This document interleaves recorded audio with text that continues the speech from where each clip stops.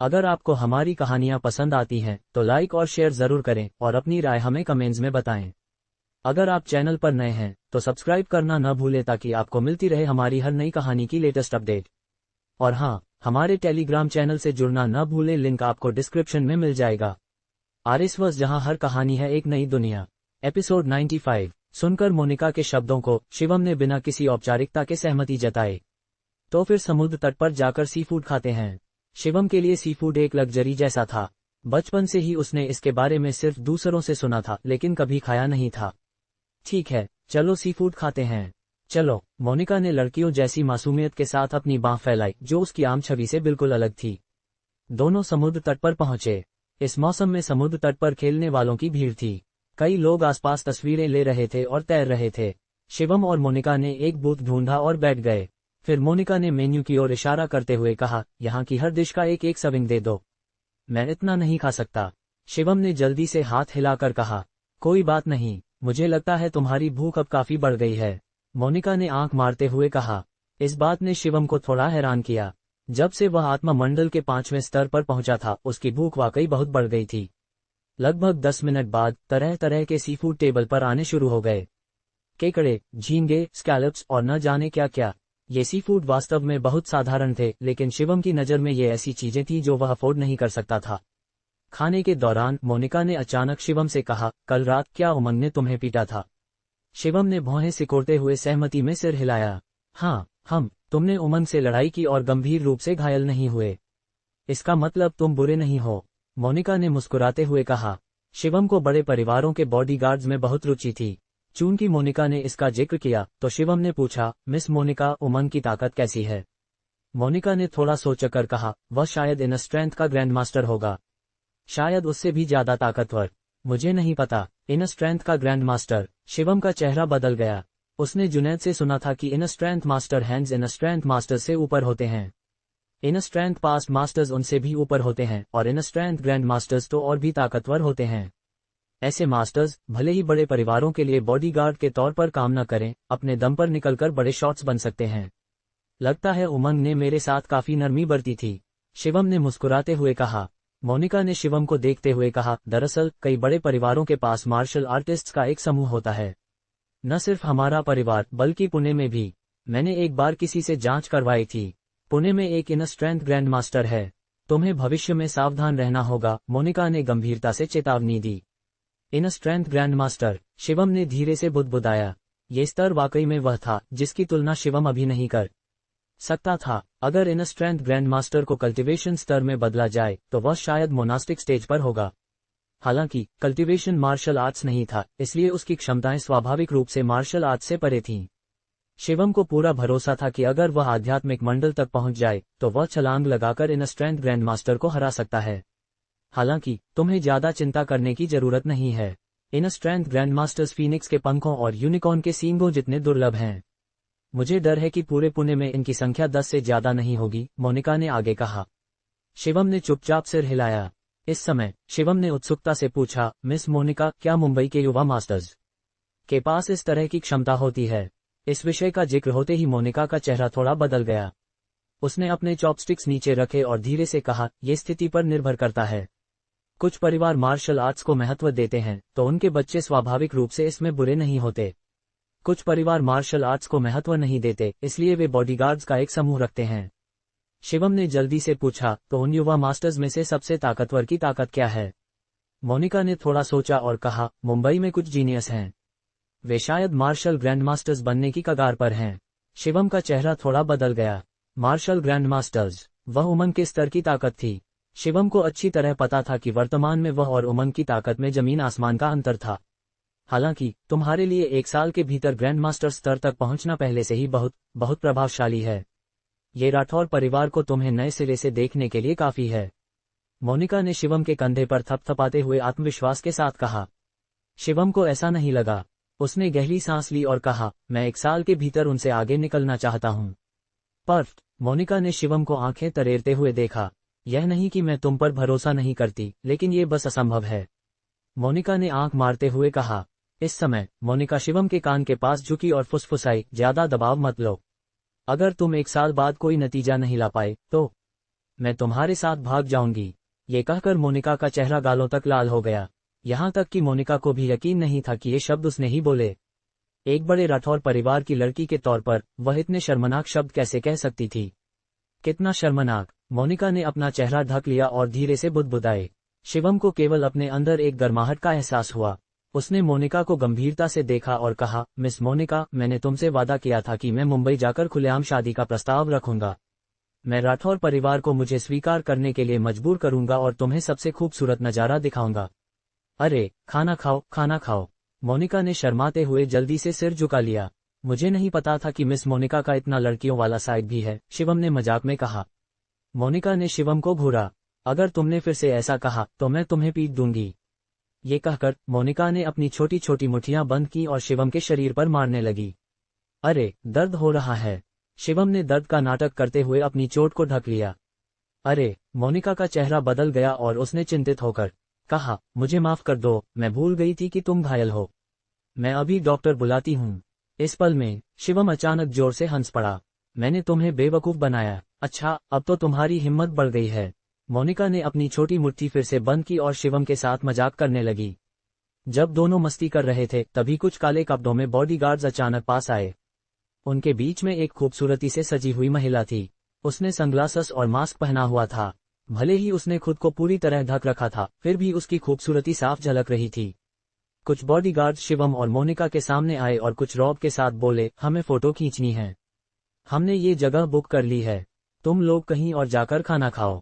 ये सुनकर शिवम की भौहें सिकुड़ गईं। मोनिका जल्दी से अपनी ठंडी हस्ती में वापस आ गई। तुम्हारे फोटो खींचने से हमें क्या मतलब? मोनिका ने बॉडीगार्ड को देखते हुए कुछ ठंडे लहजे में कहा। शिवम खाना मुंह में ठूंसते हुए बॉडीगार्ड्स को देख रहा था। हमारी मैडम को फोटो खींचनी है, जल्दी से रास्ता छोड़ो, इतने बेशर्म मत बनो, बॉडीगार्ड ने डांटते हुए कहा। मोनिका ने ठंडा सा हंसते हुए कहा, ये मैडम अपने आप को क्या समझती है, इतना रौब झाड़ रही है। दूसरों को फोटो खींचने के लिए रास्ता छोड़ना पड़े, किसने दिया उसे यह हक? जैसे ही बॉडीगार्ड गुस्सा होने वाला था, एक सफेद सूट में एक शख्स आया। उसने हाथ हिलाया और बेपरवाह मुस्कान के साथ कहा, थोड़ा सभ्य होना चाहिए, अनावश्यक हंगामा मत करो। हाँ, मिस्टर राज। बॉडीगार्ड ने जल्दी से सिर हिलाया। मिस्टर राज नाम का वह शख्स मोनिका के सामने आया। उसने अपनी बैग से नोटों का एक ढेर निकाला और उदासीनता से कहा, तुम्हें बस पैसे चाहिए ना?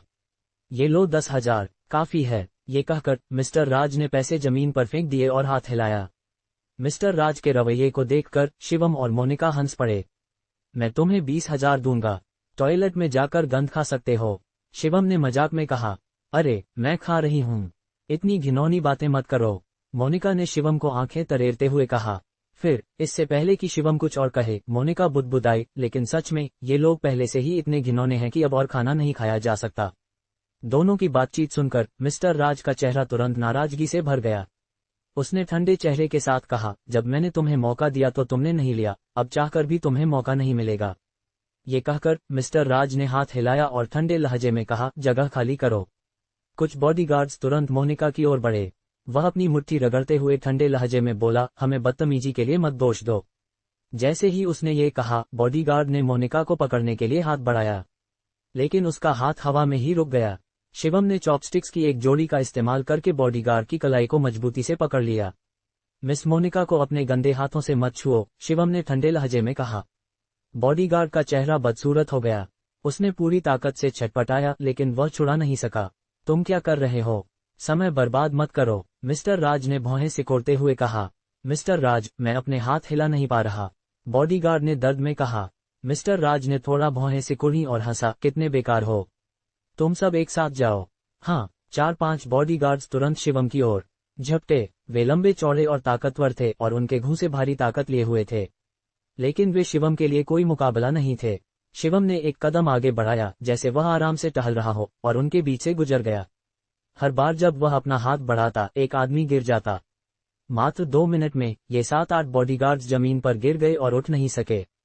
वे दर्द से कराह रहे थे। मिस्टर राज का चेहरा कुछ असहज हो गया। उसे कभी उम्मीद नहीं थी कि शिवम इतना कुशल लड़ाका होगा। जल्दी से गायब हो जाओ, हमारे खाने में खलल मत डालो, शिवम ने मिस्टर राज को ठंडे लहजे में देखते हुए कहा। मिस्टर राज ने दांत पीसे और कहा, तुम इंतजार करो। ये कहकर मिस्टर राज ने मुड़कर उस लड़की के पास गया। उसने लड़की के कान में कुछ फुसफुसाया और फिर वे वहां से चले गए। सचमुच, ये लोग कैसे हैं? इतना रौब, मोनिका ने धीरे से बुदबुदाया। शिवम ने अपने हाथ फैलाए और लाचार होकर कहा, ऐसे लोग हर जगह हैं। उनके पास पैसा है तो उन्हें लगता है कि दुनिया को उनकी बात माननी चाहिए। छोड़ो, इनके बारे में भूल जाओ। नीलामी शुरू होने वाली है। जल्दी से सामान समेटो, समय बर्बाद मत करो, मोनिका ने अपना मुंह पोंछते हुए कहा। ठीक है। फिर दोनों ने कार में बैठकर नीलामी की ओर रवाना हुए। उदयपुर की नीलामी स्थानीय रूप से बहुत मशहूर थी और इसने आसपास के कई शहरों को प्रभावित किया था। यहाँ तक कि मुंबई में रहने वाली मोनिका ने भी इसके बारे में सुना था। यह इस नीलामी के पैमाने और प्रभाव को दर्शाता था। जब शिवम और मोनिका पहुंचे तो प्रवेश द्वार पर पहले से ही अनगिनत लग्जरी कारें खड़ी थीं। पूरा पार्किंग लॉट लोगों से भरा हुआ था। इतने सारे लोग हैं, आज शायद थोड़ी मुश्किल होगी, शिवम ने आह भरते हुए कहा। मोनिका ने मुस्कुराते हुए कहा, कोई बात नहीं, ज्यादा चिंता मत करो। शिवम ने सिर हिलाया और फिर दोनों नीलामी की ओर बढ़े। नीलामी के प्रवेश द्वार पर 2 सिक्योरिटी गार्ड्स थे। शिवम ने गौर से देखा और महसूस किया कि ये दोनों इन स्ट्रेंथ मास्टर्स थे।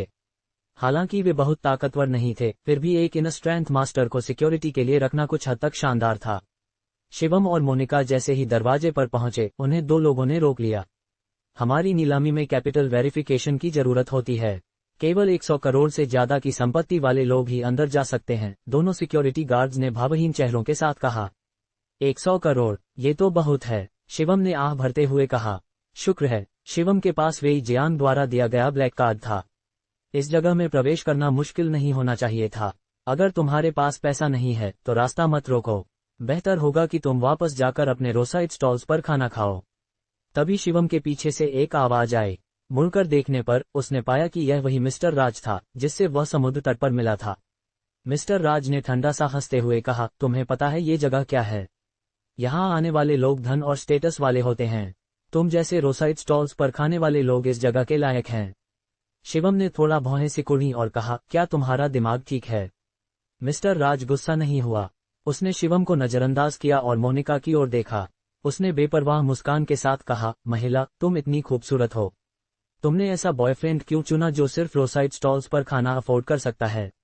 मोनिका ने अपने बालों से खेलते हुए मुस्कुराकर कहा, तो क्या हुआ अगर मैं रोडसाइड स्टॉल्स पर खाती हूँ? क्या मैं तुम्हारी तरह टॉयलेट में जाकर गंद खाऊं? मोनिका के शब्दों को सुनकर शिवम के मुंह से पानी छलक गया। यहाँ तक कि दरवाजे पर खड़े सिक्योरिटी गार्ड ने भी चुपके से हंस दिया। हालांकि मिस्टर राज का चेहरा बेहद ठंडा हो गया। उसने गहरी सांस ली और अपने गुस्से को दबाते हुए कहा, तुम्हारी खूबसूरती को देखते हुए मैं तुम्हारे स्तर तक नहीं उतरूंगा। ये कहकर मिस्टर राज ने रुककर आगे कहा, तुम अंदर जाना चाहते हो?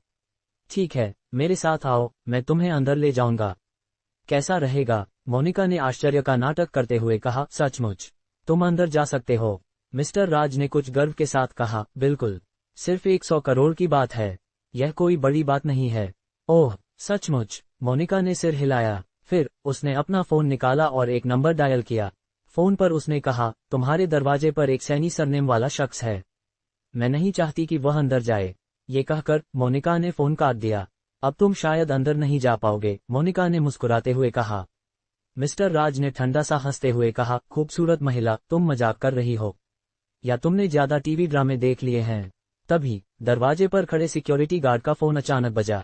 उसने फोन उठाया और कहा, हाँ, मैं समझ गया। कृपया चिंता न करें। फोन कटने के बाद सिक्योरिटी गार्ड जल्दी से शिवम और मोनिका के सामने आया। उसने झुककर कहा, सर, मिस, हमारे बॉस ने कहा कि आपको कैपिटल वेरिफिकेशन की जरूरत नहीं है। कृपया अंदर आएं। मोनिका ने आंख मारते हुए कहा। उसने पास खड़े मिस्टर राज को देखा और कहा, हम अंदर तुम्हारा इंतजार करेंगे। मिस्टर राज ने हल्के से हंसा और तुरंत दरवाजे की ओर बढ़ा। लेकिन जब वह दरवाजे पर पहुंचा तो उसे 2 सिक्योरिटी गार्ड्स ने रोक लिया। तुम क्या कर रहे हो? रास्ता मत रोको, मिस्टर राज ने डांटते हुए कहा। सिक्योरिटी गार्ड ने भावहीन चेहरा रखते हुए कहा, माफ करें, ऊपर से आदेश है कि आपको अंदर नहीं जाने देना है। मिस्टर राज का चेहरा बदल गया और वह तुरंत गुस्से में आ गया। बकवास, जल्दी से रास्ता छोड़ो, मैं तुम्हारे बॉस का दोस्त हूँ। ये हमारे बॉस का व्यक्तिगत आदेश था, सिक्योरिटी गार्ड ने ठंडे चेहरे के साथ कहा। मिस्टर राज स्तब्ध रह गया। नीलामी के बॉस ने व्यक्तिगत रूप से आदेश दिया। यह क्या माजरा था? क्या वह महिला जो अभी बोली थी सच कह रही थी? ... शिवम और मोनिका ने नंबर प्लेट ली और नीलामी में प्रवेश किया। शिवम को हमेशा से लो प्रोफाइल रखना पसंद था, इसलिए वह एक कोने में बैठ गया। ये जगह तो बहुत दूर है, नहीं? शिवम ने बुदबुदाया। हम कहाँ बैठते हैं, इससे कोई फर्क नहीं पड़ता, मोनिका ने मुस्कुराते हुए कहा। शिवम ने सिर हिलाया और कुछ नहीं कहा। 10 मिनट बाद नीलामी स्थल पर और लोग आने लगे। जल्द ही सीटें भर गईं। ये लोग सभी 100 करोड़ से ज्यादा की संपत्ति वाले धनवान थे और उनके कपड़े और भी शानदार थे। शिवम ने भीड़ पर नजर डाली, ये देखने के लिए कि क्या इनमें कोई मार्शल आर्टिस्ट है। उसने अपनी इनर स्ट्रेंथ छोड़ी। थोड़ी देर बाद शिवम ने पाया कि वहां कम से कम 10 लोग इनर स्ट्रेंथ वाले मार्शल आर्टिस्ट थे। लगता है मिस मोनिका सही थी, शिवम ने अपने आप से सोचा। इन धनवानों के पास ज्यादातर मार्शल आर्टिस्ट्स उनकी सुरक्षा के लिए थे। तभी होस्ट स्टेज पर आया और स्थल तुरंत शांत हो गया। सभी को उदयपुर नीलामी में स्वागत है, होस्ट ने हल्की मुस्कान के साथ कहा। उदयपुर नीलामी ने सभी के लिए नीलामी की वस्तुओं को बहुत सावधानी से तैयार किया है। मुझे विश्वास है कि हर कोई इस नीलामी से ढेर सारी चीजें लेकर लौटेगा, होस्ट ने चिल्लाकर कहा। उसकी आवाज के साथ नीलामी आधिकारिक रूप से शुरू हुई। उदयपुर नीलामी में तरह तरह की वस्तुएं थीं। Jewellery, antiques, limited edition luxury सामान, बॉन्ड्स और वह जड़ी बूटियां जिन्हें शिवम बहुत चाहता था। पहली वस्तु एक लिमिटेड एडिशन ज्वेलरी थी। ये कथित तौर पर एक विदेशी मास्टर द्वारा बनाई गई थी। अंत में यह 8,80,000 में बिकी। दूसरी वस्तु एक कैलीग्राफी थी। ये कथित तौर पर किंग राजवंश से थी। अंतिम कीमत 3.5 करोड़ तक पहुंची। शिवम को इन चीजों में कोई रुचि नहीं थी और वह थोड़ा बेचैन हो रहा था। 4 वस्तुएं स्टेज पर आ चुकी थीं, लेकिन अभी तक कोई जड़ी बूटी नहीं आई थी। घबराओ मत, तभी मोनिका ने अचानक शिवम का हाथ पकड़ लिया। ज्यादातर मामलों में जितनी देर बाद वस्तु नीलाम होती है उसका मूल्य उतना ही ज्यादा होता है। शायद तुम्हारी चाही हुई जड़ी बूटियां फिनाले में हों, मोनिका ने आंख मारते हुए कहा। शिवम ने सिर हिलाया और बुदबुदाया, पता नहीं आज मुझे कोई मिलेगा कि नहीं। उसे जड़ी बूटियों की उम्र खुद पहचाननी थी। कई टॉप ग्रेड जड़ी बूटियां दिखने में अच्छी नहीं होती थीं। तभी होस्ट ने अचानक एक गहरा हरा जेड पेंडेंट निकाला। जेड पेंडेंट की क्वालिटी शानदार थी और उसका रंग चटक पन्ना जैसा था। कोई भी बता सकता था कि ये दुर्लभ जेड मटेरियल था। ये हमारे नीलामीकर्ता द्वारा सौंपी गई वस्तु है। ये नेचुरल आइस सीड से बना है। शुरुआती कीमत 6 करोड़ है। प्रत्येक बढ़ोतरी कम से कम 50 लाख होनी चाहिए, होस्ट ने चिल्लाकर कहा। इस जेड को देखते हुए शिवम ने तुरंत अपनी नंबर प्लेट उठाई और चिल्लाया, 6 करोड़ 50 लाख। इसने मोनिका को थोड़ा हैरान किया। उसने शिवम को देखा और कहा, तुम्हें जेड पसंद है? शिवम ने सिर खुजलाया और मुस्कुराया।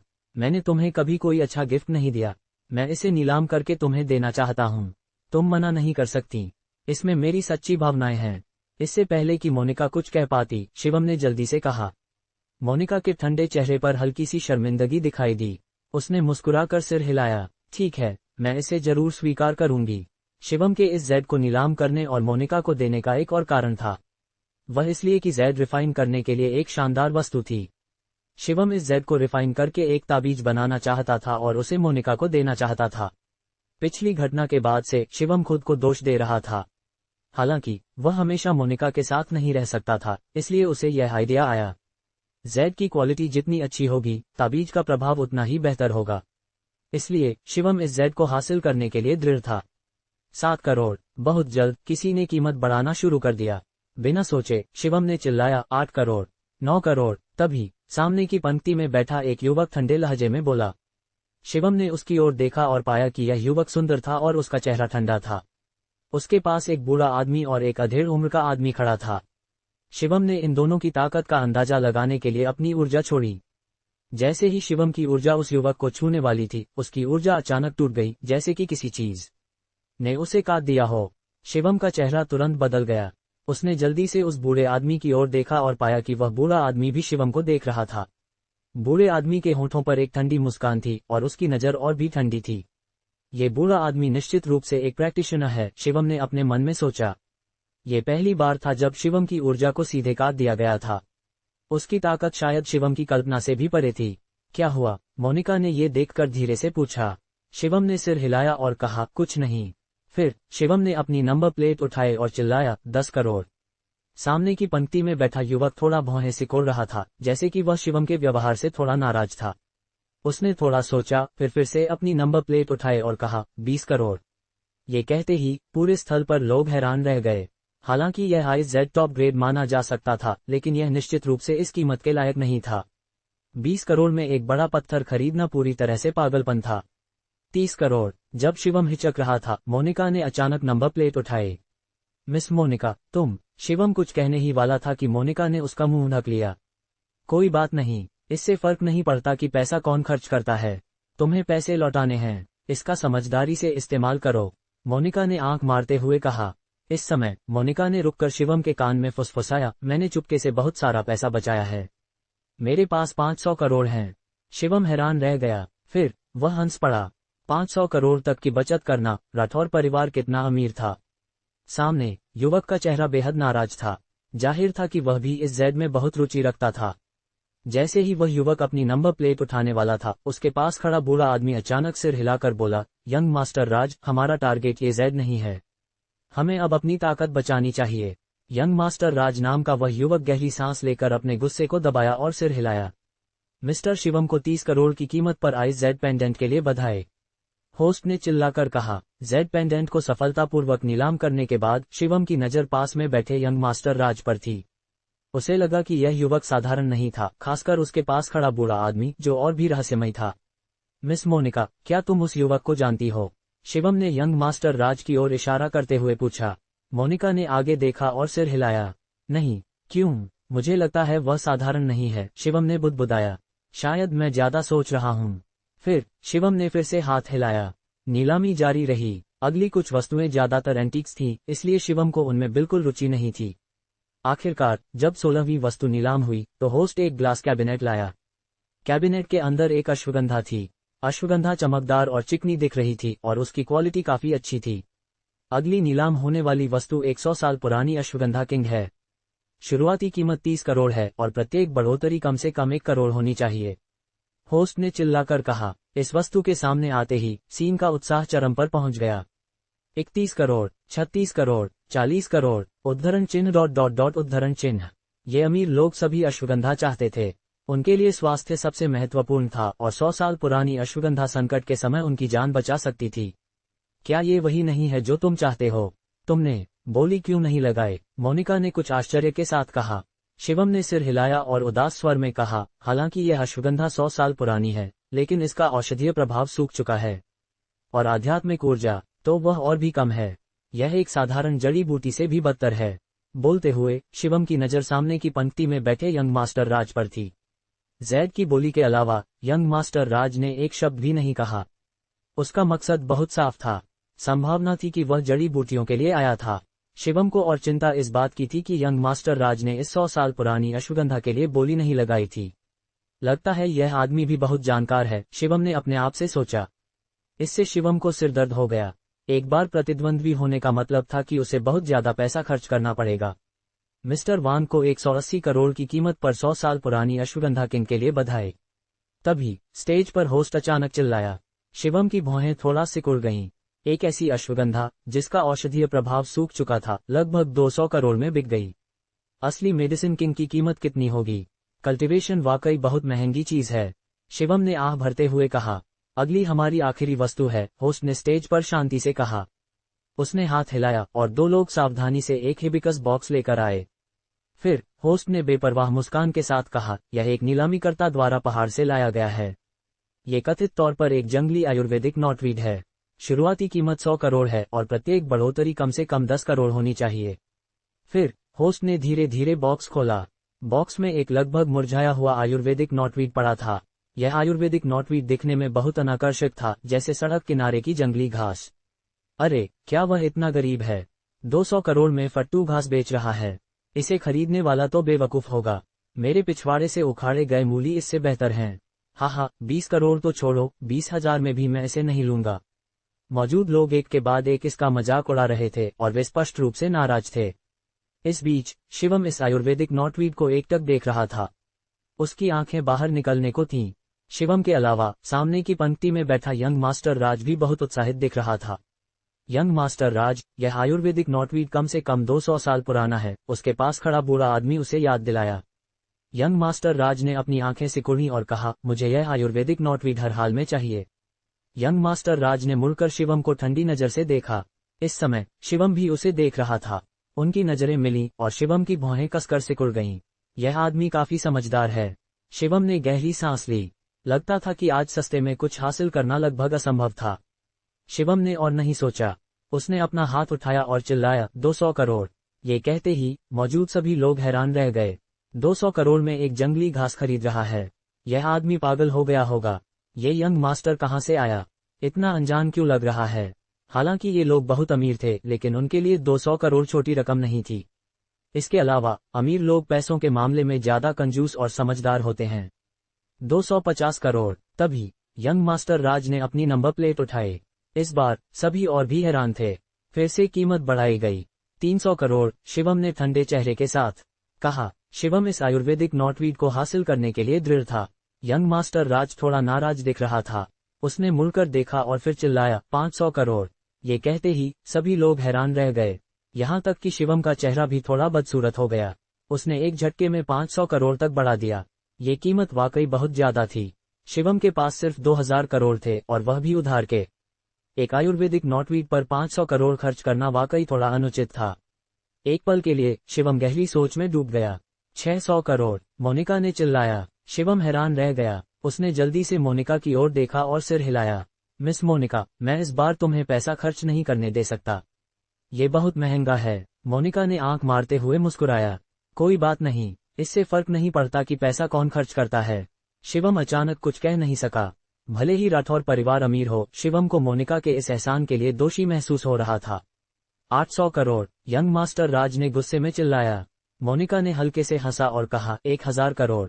इस मौके पर सभी लोग इन दोनों को देखने लगे। एक आयुर्वेदिक नॉटवीड को 1000 करोड़ में बेचा जा रहा था। यह शायद उदयपुर नीलामी का रिकॉर्ड तोड़ देगा। मोनिका ने शिवम के चेहरे को देखा और उसके चेहरे पर एक मुस्कान उभरी। मैं जल्द ही जा रही हूँ।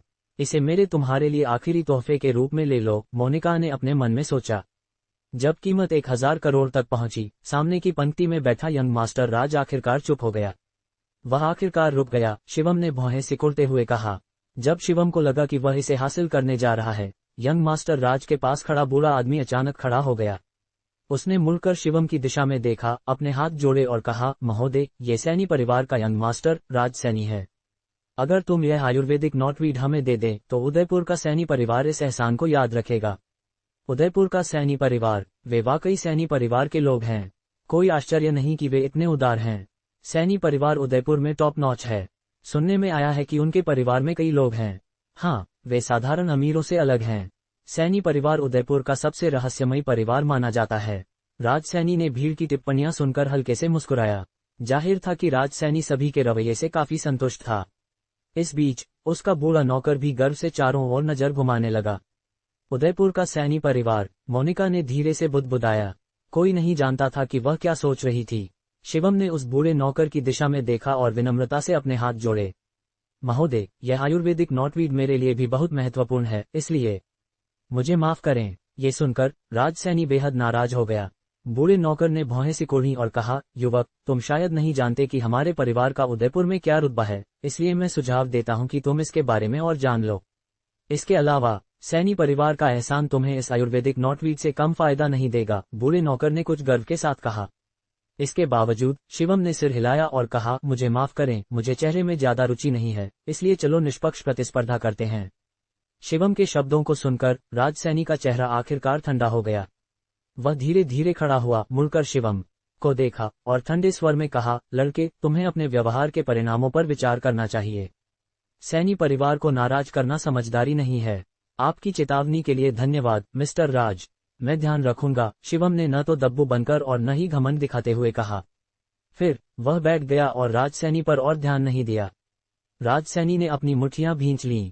उसने गहरी सांस ली और धमकी भरे लहजे में कहा, लड़के, मुझे उम्मीद है कि तुम इस आयुर्वेदिक नॉटवीड को सुरक्षित ले जा सको। शिवम ने और कुछ नहीं कहा, लेकिन वह अंदर से थोड़ा चिंतित था। हालांकि उसने सैनी परिवार के बारे में कभी नहीं सुना था। राज सैनी के पास खड़े बूढ़े नौकर से सैनी परिवार निश्चित रूप से बहुत ताकतवर था। यहाँ तक कि एक नौकर भी इतना हाई लेवल प्रैक्टिशनर था कि शिवम उसकी ताकत को भांप नहीं सका। ये सैनी परिवार की ताकत को साबित करने के लिए काफी था। चिंता मत करो, मोनिका ने उसे दिलासा दिया। शिवम ने आह भरी। उसने मोनिका को देखा और पूछा, क्या तुमने सैनी परिवार के बारे में सुना है? मोनिका ने सिर हिलाया और कहा, हाँ, वे उदयपुर में काफी मशहूर हैं। उनके पास कई लोग हैं, इसलिए उन्हें कम नहीं आंका जा सकता। युवक, तुम्हें यह आयुर्वेदिक नॉटवीड राज सैनी को दे देना चाहिए, वरना परिणाम अकल्पनीय होंगे। शिवम के पास बैठा एक अधेड़ उम्र का आदमी चेतावनी देता हुआ बोला। हाँ, भले ही तुम इसे नीलाम कर लो, हो सकता है तुम इसे ले न जा सको। बेहतर है कि मौका देखकर उनका एहसान ले लो, एक और शख्स ने चेतावनी दी। शिवम ने सिर हिलाया और विनम्रता से कहा, आपके दयालु इरादों के लिए धन्यवाद, लेकिन यह आयुर्वेदिक नॉटवीड मेरे लिए बहुत महत्वपूर्ण है, इसलिए मैं फिर भी कोशिश करना चाहता हूँ। शिवम की जिद देखकर दोनों ने और कुछ नहीं कहा, लेकिन उनकी आंखों में अफसोस दिख रहा था। शिवम के लिए यह आयुर्वेदिक नॉटवीड बेहद महत्वपूर्ण था। अगर वह इसे हासिल कर लेता तो शिवम को आध्यात्मिक मंडल तक पहुंचने का पूरा भरोसा था। एक बार आध्यात्मिक मंडल में पहुंचने के बाद शिवम को सैनी परिवार से बिल्कुल डर नहीं लगेगा। मिस्टर शिवम को 1000 करोड़ की कीमत पर आयुर्वेदिक नॉटवीड खरीदने के लिए बधाई। स्टेज पर होस्ट ने उत्साह से चिल्लाया। यह नीलामी का फिनाले था, इसलिए सौदा होने के बाद नीलामी खत्म हो गई। लोग तितर बितर होने लगे। शिवम और मोनिका भी उठकर बैक स्टेज की ओर चले। जब वे राज सैनी के पास से गुजरे, राज सैनी ने अचानक ठंडे लहजे में कहा, तुम में काफी हिम्मत है। उदयपुर में कोई भी हमारे परिवार को नाराज करने की हिम्मत नहीं करता। सचमुच, पहले वाले के तौर पर मुझे गर्व है, शिवम ने न तो दब्बू बनकर और न ही घमंड दिखाते हुए कहा। राज सैनी ने ठंडा सा हंसा और कहा, तुम सचमुच बहुत नासमझी भरे ढीठ हो। मुझे उम्मीद है कि तुम्हें पछतावा नहीं होगा। शिवम ने उस पर और ध्यान नहीं दिया। जो आएगा वह उसका सामना करेगा। जल्द ही शिवम और मोनिका बैक स्टेज पर पहुंचे। मेरे लिए रुको, मोनिका ने शिवम को पीछे खींच लिया। ये कहकर वह एक तरफ गई और अविनाश राठौर का नंबर डायल किया। जैसे ही कॉल उठी, अविनाश ने मुस्कुराते हुए कहा, मोनिका, तुमने अचानक मुझे फोन करने का सोचा। पापा, जल्दी से मेरे कार्ड में 1000 करोड़ ट्रांसफर करो, मोनिका ने कहा। दूसरे छोर पर अविनाश हैरान रह गए और कुछ लाचार होकर बोले, तुम्हें अचानक इतने पैसे क्यों चाहिए? कुछ हुआ है क्या? हाँ, कुछ जरूरी है, जल्दी ट्रांसफर करो। यह कहकर मोनिका ने जल्दी से फोन काट दिया। शिवम ये देखकर हक्का बक्का रह गया। मोनिका के मुंह में 1000 करोड़ 10 रुपये जितना आसान लग रहा था। थोड़ी देर बाद अविनाश ने मोनिका के खाते में पैसे ट्रांसफर कर दिए।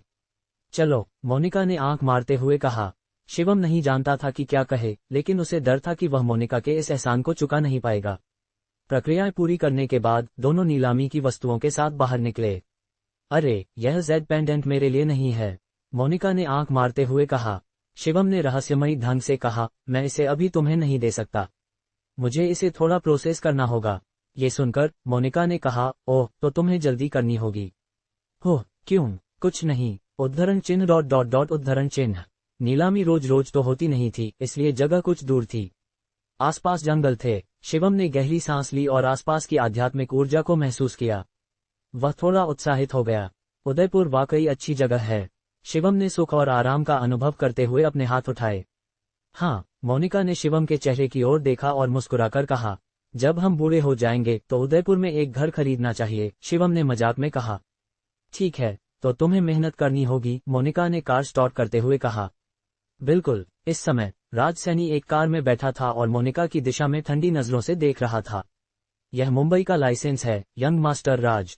लगता है ये दोनों लोग मुंबई से हैं। क्या हमें थोड़ा सावधान नहीं होना चाहिए? बूढ़े नौकर ने भौहें सिकोड़ते हुए कहा। राज सैनी ने ठंडे चेहरे के साथ कहा, तो क्या हुआ अगर वे मुंबई से आए हैं? अगर मैं उन्हें मार दूं तो कौन इसका पता लगाएगा? मुझे यह आयुर्वेदिक नॉटवीड हर हाल में चाहिए। राज सैनी ने कार की सीट पर जोर से मुक्का मारा। ये देखकर बूढ़े नौकर ने और कुछ नहीं कहा। वह राज सैनी के स्वभाव को बहुत अच्छी तरह जानता था। एक बार जब वह कुछ तय कर लेता था तो कोई भी उसका इरादा नहीं बदल सकता था। शिवम और मोनिका धीरे धीरे गाड़ी चला रहे थे। वे समुद्री हवा का आनंद ले रहे थे। तभी अचानक 3 कारें सामने आईं और उनके रास्ते को रोक लिया। शिवम ने भौहें सिकुड़ी और कुछ कहने ही वाला था कि उसने देखा कि पीछे से एक और कार धीरे धीरे आ रही थी। ये राज सैनी होगा, शिवम ने आंखें सिकुड़ते हुए कहा। फिर शिवम ने मोनिका को देखा और चेतावनी दी, मेरे लिए कार में इंतजार करो। चाहे कुछ भी हो, बाहर मत निकलना, समझी? हाँ हाँ, मैं जानती हूँ, मुझे तुम पर भरोसा है, मोनिका ने अपनी मुट्ठियां भींचते हुए कहा। शिवम कार से बाहर निकला। वह कार के सामने खड़ा हो गया और चुपचाप राज सैनी के आने का इंतजार करने लगा। जल्द ही राज सैनी की कार शिवम के सामने रुकी। मैंने तुमसे कहा था कि तुम्हें पछतावा होगा। राज सैनी अपने बूढ़े नौकर के साथ कार से उतरा। शिवम ने मुस्कुराकर कहा, मुझे पछतावा? तुम्हें कैसे पता कि मुझे पछतावा है? तेज जुबान वाला लड़का, राज सैनी ने ठंडे लहजे में कहा। मैं तुम्हें अब एक मौका देता हूँ। आयुर्वेदिक नॉटवीड मुझे वापस कर दो और मैं सिर्फ तुम्हारी टांगें काटूंगा। मैं तुम्हारी जान बख्श सकता हूँ, राजसैनी ने ठंडे लहजे में कहा। शिवम ने आंखें सिकुड़ी और कहा, सैनी परिवार वाकई रौबदार है। मैंने इसे अपने पैसे से खरीदा है, मैं इसे तुम्हें क्यों दूं?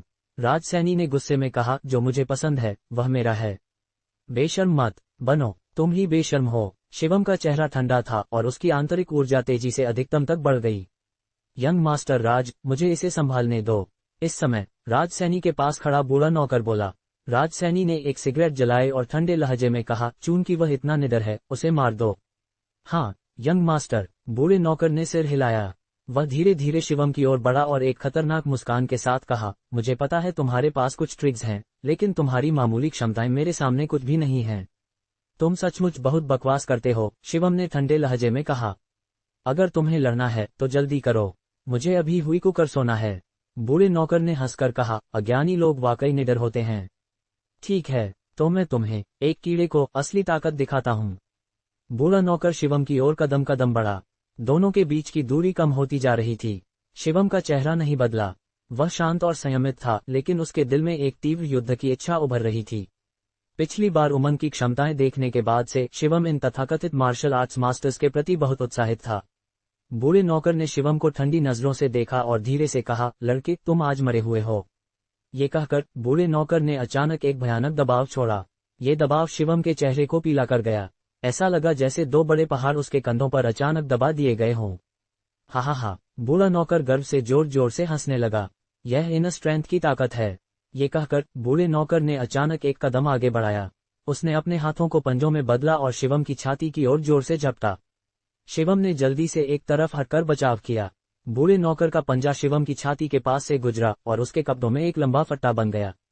कितना तेज! शिवम हैरान रह गया। इस बूढ़े आदमी की ताकत शायद शिवम की सोच से भी ज्यादा थी।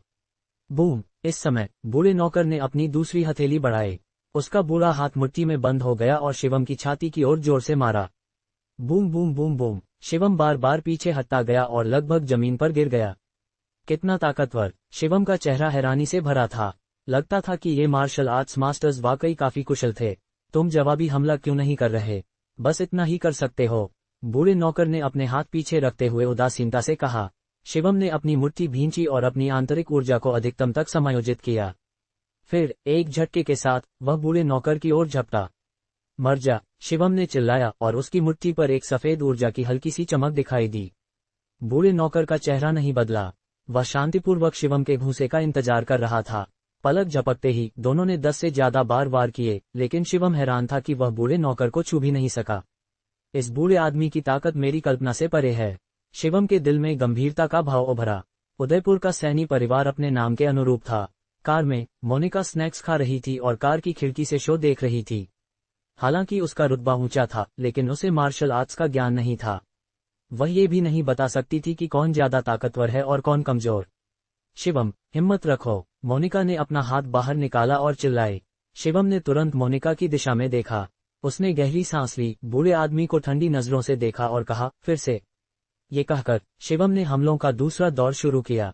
उसने तेज गति और फ्रीक्वेंसी के साथ शक्तिशाली घूंसे मारे। हालांकि बूढ़े नौकर का शरीर बेहद फुर्तीला था। हर बार वह आसानी से शिवम के घूंसों से बच जाता था। बैंग! शिवम के हमलों के बीच के गैप का फायदा उठाते हुए बूढ़े नौकर ने अपनी बड़ी हथेली लहराई और शिवम की बांह पकड़ ली। पहले मैं तुम्हारी एक बांह तोड़ूंगा, फिर मैं तुम्हें धीरे धीरे तड़पाऊंगा। बूढ़े नौकर की आंखों में एक खतरनाक चमक थी। बहुत जल्द शिवम को अपनी बांह पर एक भारी ताकत का एहसास हुआ। अरे नहीं! शिवम ने अपने मन में सोचा। उसने अपनी दूसरी मुट्ठी भींची और अपनी पूरी ताकत से बूढ़े नौकर पर घूंसा मारा। बूढ़े नौकर का चेहरा बदल गया। उसने जल्दी से शिवम को छोड़ा और पीछे हट गया। उसके बूढ़े चेहरे पर धीरे धीरे ठंडक छा गई। लड़के, लगता है मैंने तुम्हें कमा का। बूढ़े नौकर ने ठंडा सा हंसते हुए कहा। खेलना बंद करो, जल्दी से लड़ाई खत्म करो और मुसीबत मत खड़ी करो। पास में राजसैनी ने ठंडे लहजे में कहा। बूढ़े नौकर ने सिर हिलाया और कहा, हाँ यंग मास्टर। ये कहते ही बूढ़े नौकर की आंतरिक ऊर्जा फिर से बढ़ गई। एक और भी भयानक दबाव शिवम की हड्डियों को कुचलने की धमकी दे रहा था। लड़के, यंग मास्टर ने बोल दिया है। वह तुम्हें मरा हुआ चाहता है, बूढ़े नौकर ने ठंडे लहजे में कहा। अगले जन्म में थोड़ा ज्यादा भाग्यशाली बनकर जन्म लेना। ये कहकर बूढ़ा नौकर अचानक गायब हो गया। पलक झपकते ही वह शिवम के सामने प्रकट हुआ। उसकी मुट्ठी पर एक हल्की चमक थी और उसने तुरंत शिवम की ओर जोर से मारा। इतनी करीबी दूरी पर छिपने की कोई जगह नहीं थी। कोई चारा न होने पर शिवम केवल अपनी मुट्ठी भींचकर इसका सामना कर सकता था। बूम! उनकी दोनों मुट्ठियां टकराईं, जिससे एक जोरदार धमाका हुआ। शिवम 7-8 कदम पीछे हट गया, तब जाकर उसने अपने शरीर को स्थिर किया। लेकिन फिर भी शिवम को लगा जैसे उसकी बांह टूटने वाली थी। Damn it! शिवम का चेहरा कुछ असहज था और वह अपने दांत पीसने से खुद को रोक नहीं सका। अगर मैं आध्यात्मिक मंडल तक पहुंच जाऊं तो इस बूढ़े को मारना मेरे लिए आसान होगा, शिवम ने अपने मन में सोचा। इतनी कम ताकत के साथ इतना घमंड, तुम बस कचरा हो। बूढ़ा नौकर फिर से शिवम के सामने आया। शिवम ने अपना हाथ हिलाया और ठंडा सा हंसते हुए कहा, कचरा, तुम मौत के कगार पर हो और बस इतना ही कर सकते हो। और मैंने तो अभी 1 महीने पहले ही अपनी कल्टीवेशन शुरू की है। हम दोनों में से असली कचरा कौन है? ये सुनकर बूढ़े आदमी का चेहरा बदल गया। तुम मौत को बुला रहे हो? बूढ़े नौकर ने अचानक चिल्लाया और शिवम की गर्दन पकड़ने के लिए हाथ बढ़ाया। उसने शिवम को हवा में उठा लिया जैसे वह एक मुर्गी पकड़ रहा हो। शिवम का चेहरा धीरे धीरे लाल होने लगा और उसे सांस लेना मुश्किल हो रहा था। उसके पूरे शरीर की आंतरिक ऊर्जा जैसे दबा दी गई हो। बेवकूफ चीज, मैं अभी तुम्हारी गर्दन तोड़ दूंगा, बूढ़े नौकर ने ठंडे लहजे में चिल्लाया और फिर उसके हाथ की ताकत धीरे धीरे बढ़ने लगी। शिवम को अपनी गर्दन से लहरों की तरह दर्द महसूस हो रहा था, जैसे वह टूटने वाली हो। उसे छोड़ दो। तभी अचानक एक आवाज सुनाई दी। मुड़कर देखने पर एक सूट में एक युवक बाहर निकल रहा था। उसने बूढ़े नौकर को ठंडी नजरों से देखा और एक एक शब्द कहते हुए बोला, उसे छोड़ दो। बूढ़े नौकर ने अपनी आंखें सिकुड़ी और ठंडा सा हंसते हुए बोला, तुम कौन हो? हम उदयपुर के सैनी परिवार हैं। अगर तुम मरना नहीं चाहते तो गायब हो जाओ। मैंने कहा, उसे छोड़ दो। हालांकि सामने वाले ने बूढ़े नौकर की बातों को पूरी तरह नजरअंदाज कर दिया। हवा में उठा हुआ शिवम और भी हैरान था। उमंग, उमंग! शिवम ने एक नाम निचोड़ा। बूढ़ा नौकर कुछ गुस्सा हो गया। उसने शिवम को एक तरफ फेंक दिया और फिर उमंग की ओर देखा। आज क्या हो रहा है? इतने बेवकूफ लोग कहां से आ रहे हैं? बूढ़े नौकर ने आंखें सिकुड़ते हुए कहा। फिर बूढ़े नौकर ने राजसैनी की दिशा में देखा। राजसैनी ने अपना हाथ हिलाया और ठंडे लहजे में कहा, जो भी हमारे रास्ते में आए उसे मार दो। हाँ, उमंग ने थोड़ा सिर झुकाया और फिर उमंग की ओर बढ़ा। उमंग ने शिवम को देखा और ठंडे लहजे में कहा, कार में जाओ और वहां रहो। शिवम ने भौहें सिकुड़ी और कहा, मैं तुम्हारी मदद करूंगा। ये बूढ़ा आदमी काफी ताकतवर है। उमंग ने ठंडे चेहरे के साथ कहा, मैंने तुमसे कहा कार में जाओ। मिस मोनिका की निगरानी करो। ये सुनकर शिवम ने और कुछ नहीं कहा। वह केवल सिर घुमाकर कार की ओर चला गया। शिवम के कार में बैठने के बाद मोनिका ने जल्दी से पूछा, तुम ठीक हो?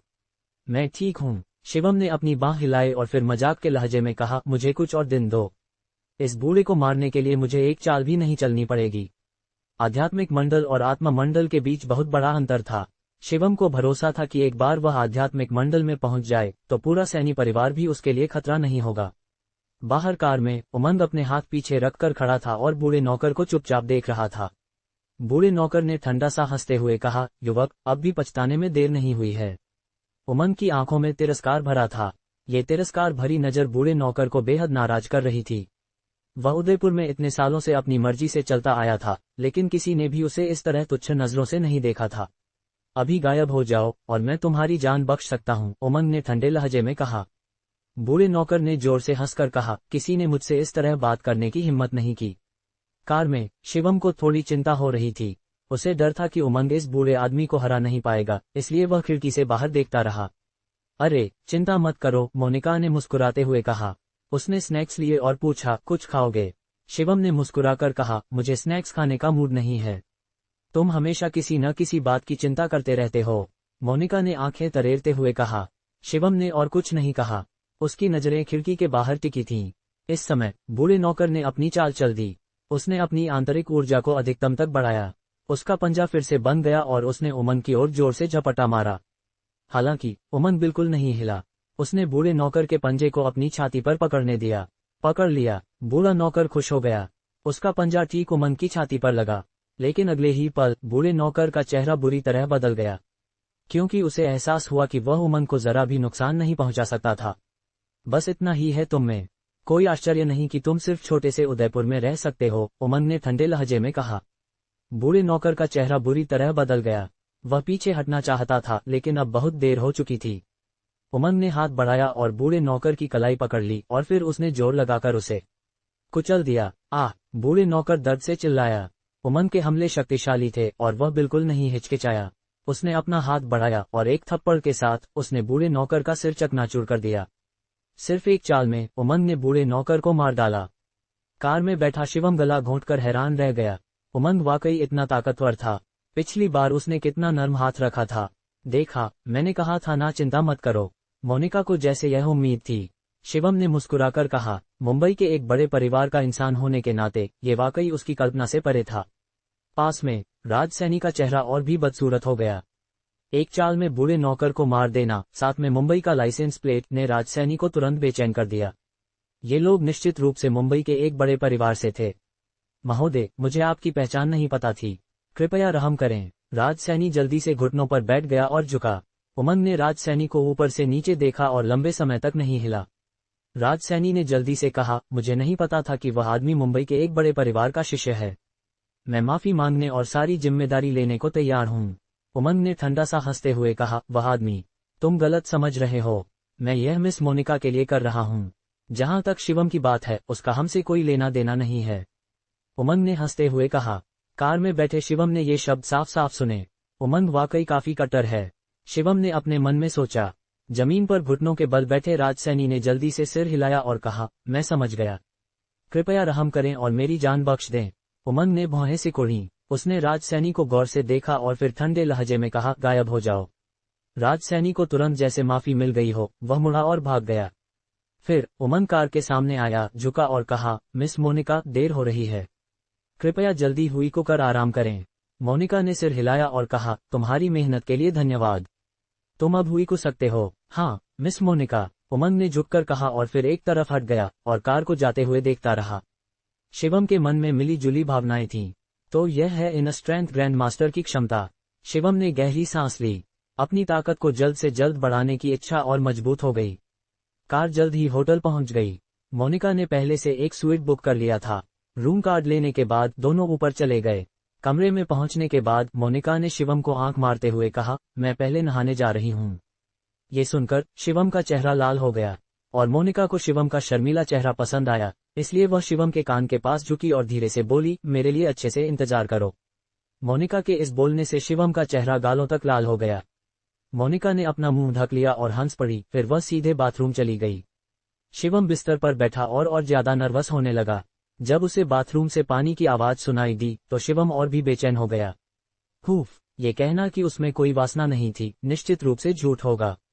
इतनी खूबसूरत महिला के सामने कोई भी इसका विरोध नहीं कर सकता था। वह केवल जितना हो सके गहरी सांस लेकर खुद को शांत करने की कोशिश कर सकता था। आधे घंटे बाद मोनिका बाथरूम से बाहर निकली। उसने केवल एक साधारण बाथरोब पहना था और उसकी चिकनी त्वचा शिवम के सामने थी। उसकी गोरी त्वचा उसके लंबे काले बालों के साथ तीव्र कंट्रास्ट बना रही थी। उसका परफेक्ट फिगर एक आश्चर्यजनक आकर्षण बिखेर रहा था। उसके गोरे और चिकने पैर जमीन पर थे और उसका हर अंग इतना लुभावना था।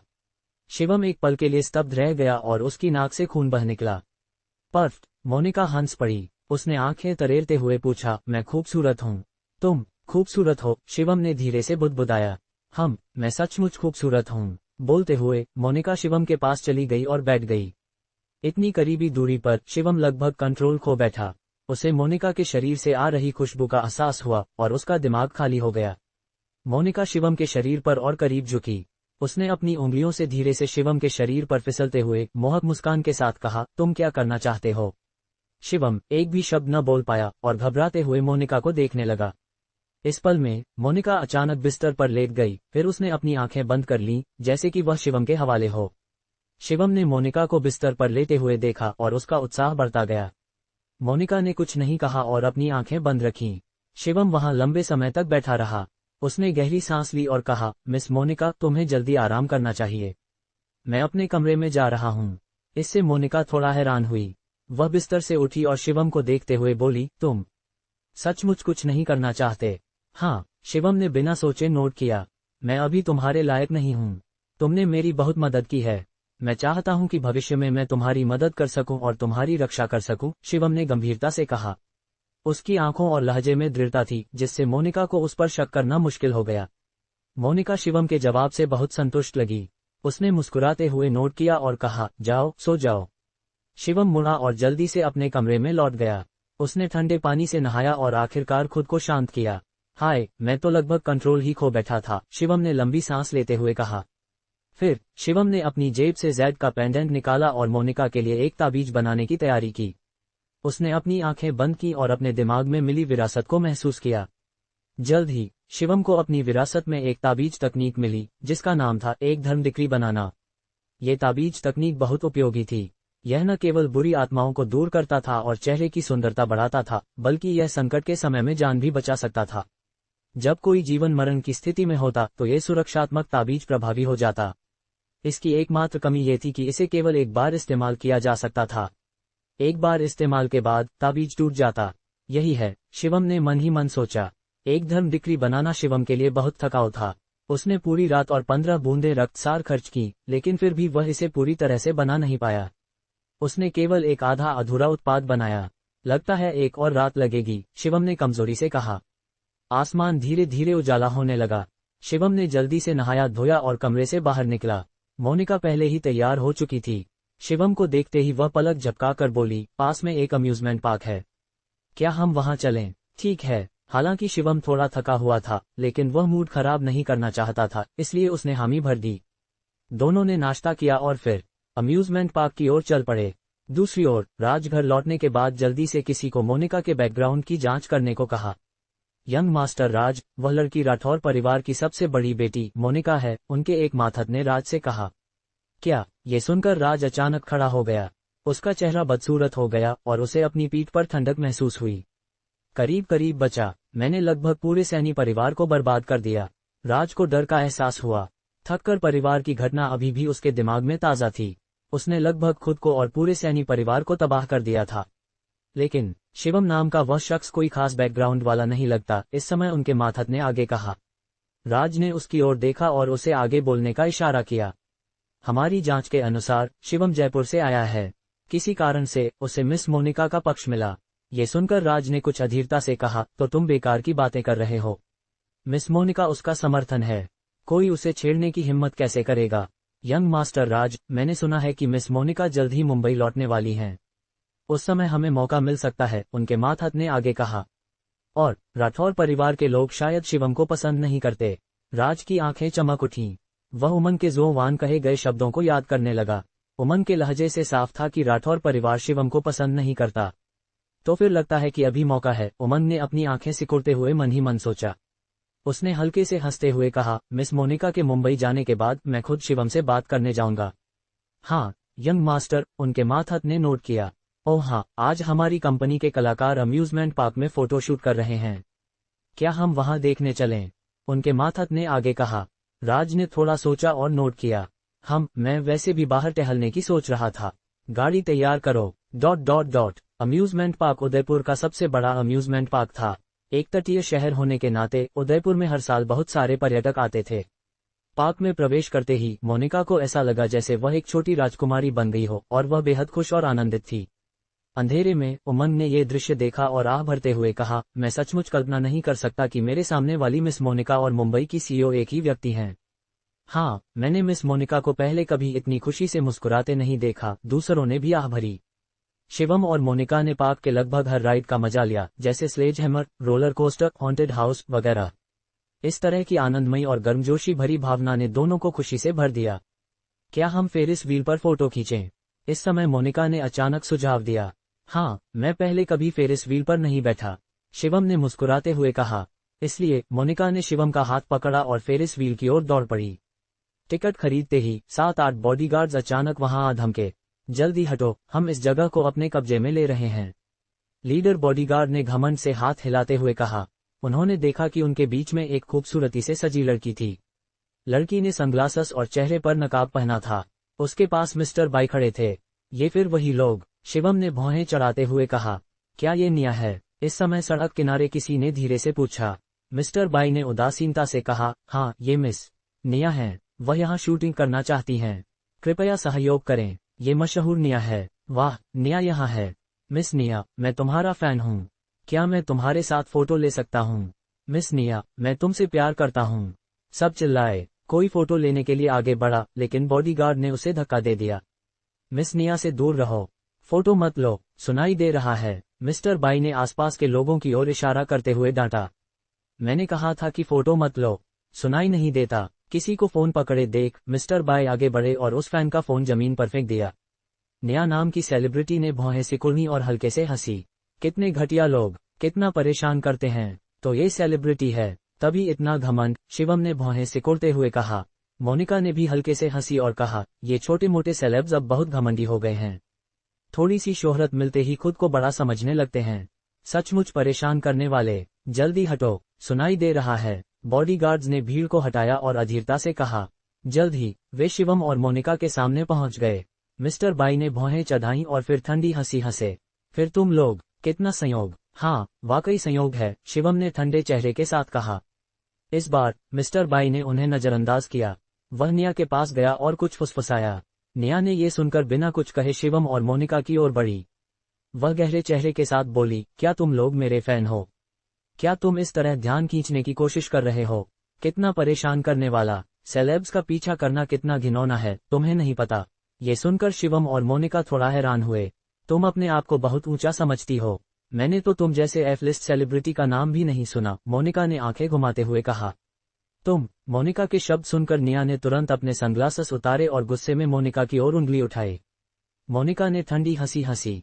उंगली नहीं चाहिए अब। ये स्पष्ट रूप से एक हल्का सा कमेंट था, लेकिन पता नहीं क्यों नेहा ने अपनी उंगली नीचे कर ली। मुझे कोई फर्क नहीं पड़ता। वैसे भी, अभी हटो। ये जगह मैंने अपने लिए ले ली है। नेहा ने हाथ बांधकर हंसी। ले ली है? मोनिका ने भौहें उठाईं। तुम्हारे पास सार्वजनिक जगह को लेने की क्या ताकत है? मुझे वह दस्तावेज दिखाओ, मोनिका ने ठंडे स्वर में पूछा। नेहा का चेहरा और भी बदसूरत हो गया। उसके पास कोई दस्तावेज कहाँ से होते? हट रही हो या नहीं? नेहा और गुस्से में बोली। मोनिका ने मुस्कुराते हुए कहा, अगर तुम्हारे पास दस्तावेज हैं तो मैं हट जाऊंगी, अगर नहीं है तो मैं नहीं हटूंगी। तुम कमीनी, कितनी बेशर्म हो। नेहा ने गुस्से में गाली दी। ये सुनकर मोनिका का चेहरा तुरंत ठंडा पड़ गया। उसने हाथ उठाया और नेहा के चेहरे पर तमाचा जड़ दिया। तुमने मुझे मारने की हिम्मत की। नेहा तुरंत गुस्से से लाल हो गई। उसके पास के बॉडीगार्ड्स भी जल्दी से एक कदम आगे बढ़े। शिवम ने जल्दी से मोनिका को अपने पीछे छिपाया और उसके शरीर की आंतरिक ऊर्जा अचानक बाहर निकली। नेहा ने दांत पीसते हुए कहा, तुमने मुझे मारने की हिम्मत की। आज मैं तुम्हें इसका अंजाम दिखाऊंगी। ये कहकर नेहा एक तरफ चली गई और फोन करने लगी। 3-4 कॉल करने के बाद नेहा ने फोन रख दिया। बस इंतजार करो, इंतजार करो, नेहा ने गुस्से में चिल्लाया। मोनिका ने नोड किया और कहा, ठीक है, मैं यहीं तुम्हारा इंतजार करूंगी। समय मिनट दर मिनट बीतता गया। 10 मिनट बाद एक के बाद एक लग्जरी गाड़ियां नजदीक से आती दिखीं। Mercedes Benz, BMW, Maybach, Bentley, Lamborghini. जितनी दूर नजर जाती थी, कम से कम 20 गाड़ियां थीं। ये दृश्य देखकर आसपास के लोग थोड़ा डर गए। तुम मर गए, अब देखता हूं तुम क्या कर सकते हो, नेहा ने घमंड से कहा। गाड़ियां जल्द ही नेहा के सामने रुकी और एक के बाद एक मध्यम आयु के लोग गाड़ी से उतरे। इस औरत ने मुझे गाली दी और मारा। तुम्हें मेरे लिए इंसाफ करना होगा, नेहा ने नखरे करते हुए कहा। कौन मेरी बेब को मारने की हिम्मत करता है? बिल्कुल, वह अपनी कब्र खुद खोद रहा है। जल्दी माफी मांगो। स्पष्ट रूप से ये लोग उदयपुर के बिजनेसमैन थे और नेहा का इनके साथ रिश्ता स्वाभाविक रूप से अस्पष्ट था। इस दृश्य को देखते हुए मोनिका का चेहरा शांत था। वह मुस्कुराई और बोली, लोगों को बुलाना है। ठीक है, तो मैं भी एक कॉल करती हूँ। जल्दी कॉल करो, मैं देखना चाहता हूँ तुम किसे बुला सकते हो। उदयपुर में मैंने कभी किसी से डर नहीं खाया। सब चिल्लाए। मोनिका ने उन्हें नजरअंदाज किया। उसने अपना फोन निकाला और एक कॉल किया। तुम्हें 10 मिनट में अम्यूजमेंट पार्क पहुंचना है, मोनिका ने ठंडे स्वर में कहा। ये कहकर मोनिका ने फोन काट दिया। हाँ, तुम बस दिखावा कर रही हो। मैं इंतजार करता हूँ कि तुम किसे बुलाओ। जल्दी बुलाओ, नेहा ने हंसी। शिवम को कोई चिंता नहीं थी। दूसरों को राठौर परिवार की ताकत का पता नहीं था, लेकिन शिवम को ये बहुत अच्छे से पता था। एक मामूली एफ लिस्ट सेलिब्रिटी राठौर परिवार के खिलाफ जाने के लिए बिल्कुल भी क्वालिफाइड नहीं थी। कुछ मिनट बाद ऑडी ए6 गाड़ियां नजदीक से आती दिखीं। कम से कम 20 से ज्यादा थीं। हद है, कितनी ए6 गाड़ियां बुलाई हैं। कोई अब ऐसी फालतू गाड़ियां नहीं चलाता। मैंने सोचा था तुम कुछ खास हो, लेकिन बस इतना ही। मोनिका ने कुछ नहीं कहा, वह बस मुस्कुराए। जल्द ही गाड़ियां मोनिका के सामने रुकीं। फिर कुछ लोग चीनी ट्यूनिक सूट पहने हुए जल्दी से नीचे उतरे। जब इन लोगों के चेहरे साफ दिखे तो सभी के चेहरों का रंग उड़ गया। उदयपुर का मेयर, उदयपुर के सांस्कृतिक और मनोरंजन विभाग का डायरेक्टर, उदयपुर पुलिस ब्यूरो का पुलिस चीफ। ये लोग उदयपुर के लगभग सभी टॉप लेवल बड़े लोग थे। मोनिका का एक फोन कॉल ने उदयपुर के सभी टॉप लेवल अधिकारियों को जुटा लिया था। मेयर, आप यहाँ क्यों? मुझे माफ करें, मुझे अभी कुछ काम है, मैं चलता हूँ। निया, अपना ख्याल रखना। लोगों का समूह जल्दी से गाड़ियों में बैठा और भाग निकला। निया का चेहरा बेहद बदसूरत हो गया और उसने अपने दांत इतनी जोर से पीसे कि वे टूटने वाले थे। मिस्टर बाई का चेहरा भी गंभीर था। ऐसा लग रहा था कि इस औरत का बैकग्राउंड साधारण नहीं था।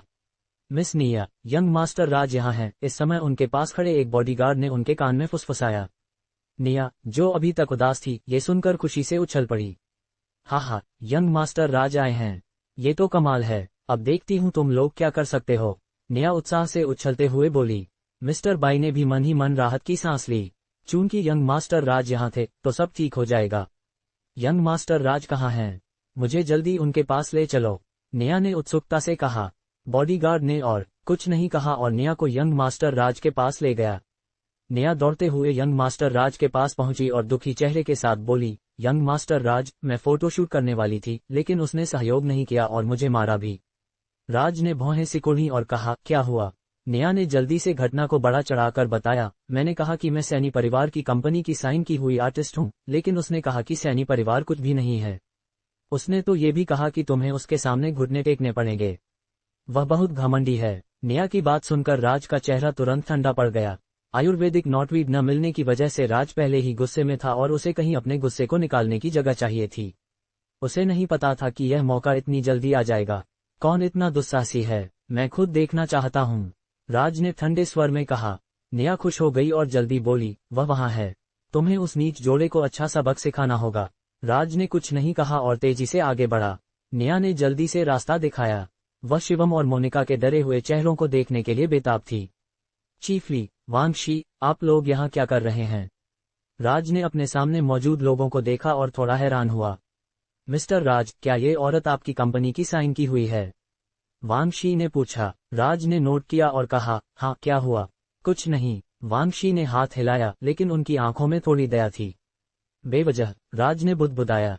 ये कहकर वह निया के साथ आगे बढ़ा। जल्द ही वे फेरिस व्हील के नीचे पहुंचे। यंग मास्टर राज, ये वही हैं। निया ने फेरिस व्हील के नीचे खड़े शिवम और मोनिका की ओर इशारा किया। इस समय शिवम और मोनिका उस मूर्ख को भूल चुके थे।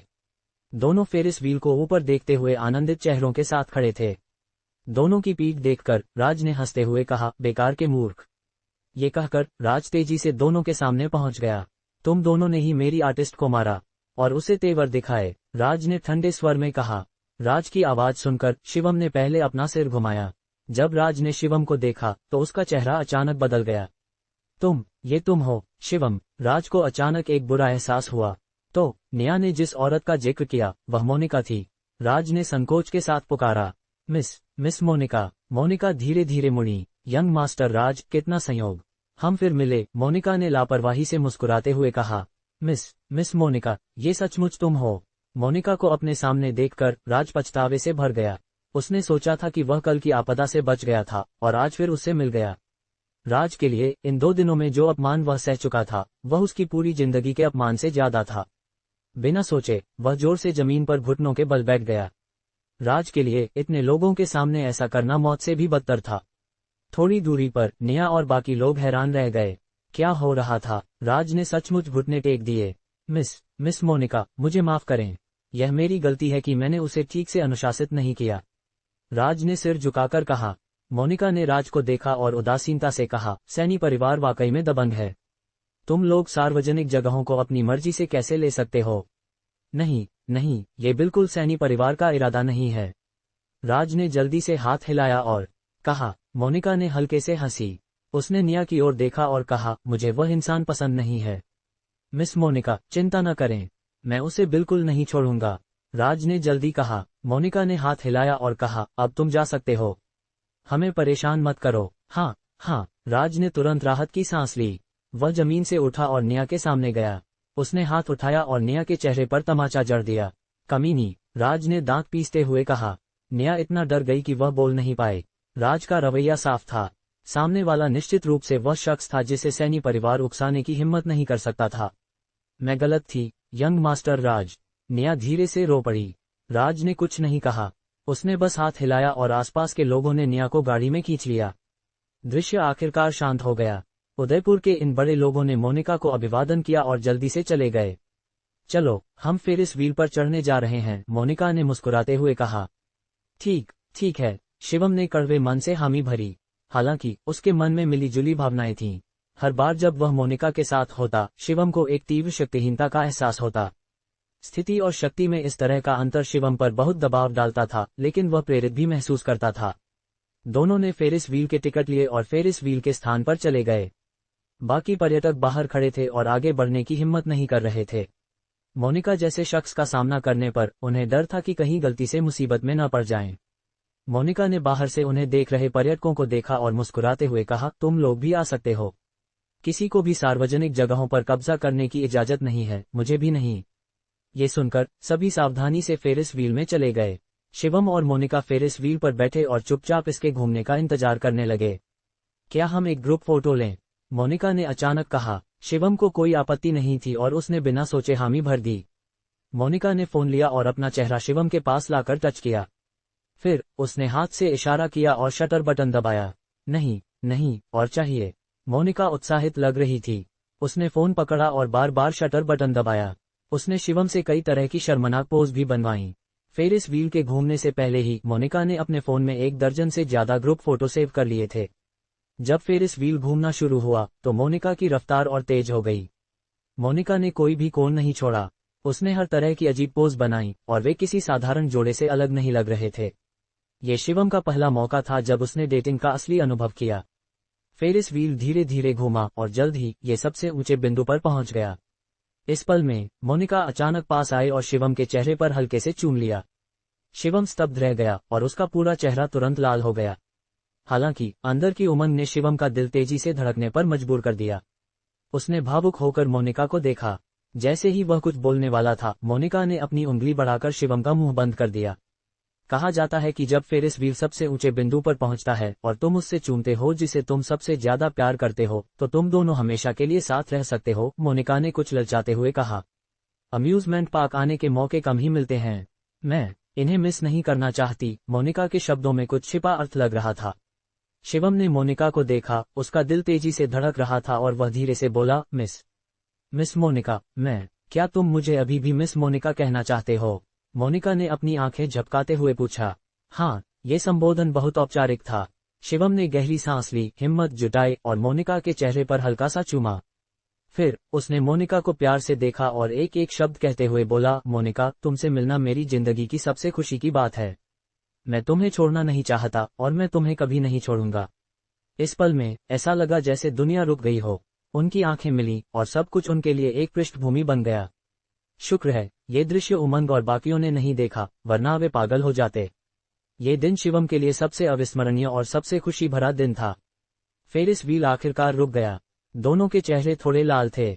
शिवम ने कभी नहीं सोचा था कि अपनी जवानी के अंत में वह प्यार का सबसे शुद्ध रूप अनुभव कर सकता है। फिर दोनों मेरी गो राउंड, पायरेट शिप वगैरह पर गए।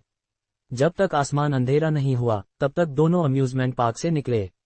मुझे आज बहुत मजा आया, शिवम ने मुस्कुराते हुए कहा। मोनिका ने पलक झपकाए और बोली, मुझे भी। हालांकि उसने ऐसा कहा, लेकिन मोनिका के चेहरे पर हल्की सी उदासी थी। ये शिवम की नजरों से नहीं बची। उसने कुछ संदेह के साथ पूछा, क्या हुआ? मोनिका ने सिर हिलाया और मुस्कुराए। कुछ नहीं। वह रोमांटिक माहौल को खराब नहीं करना चाहती थी, इसलिए उसने शिवम को यह नहीं बताया कि वह अगले दिन मुंबई लौटने वाली थी।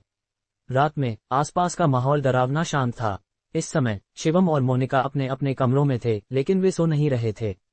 मोनिका ने नाइट गाउन पहना था। वह खिड़की के पास झुकी हुई थी और दूर के आसमान को देख रही थी।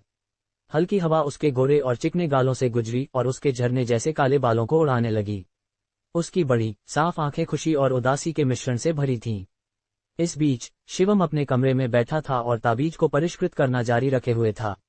वह 2 पूरे दिन नहीं सोया था, लेकिन शिवम को बिल्कुल थकान नहीं महसूस हो रही थी।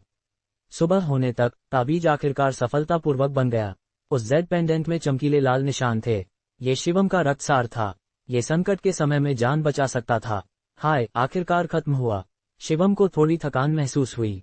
उसने समय देखा। सुबह के केवल 7 बजे थे।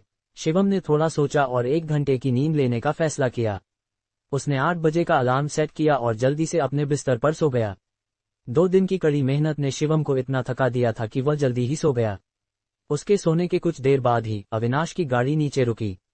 प्रेसिडेंट अविनाश, मिस मोनिका यहाँ रह रही हैं, उमंग ने झुककर कहा। अविनाश ने नोट किया और कहा, मुझे ऊपर ले चलो।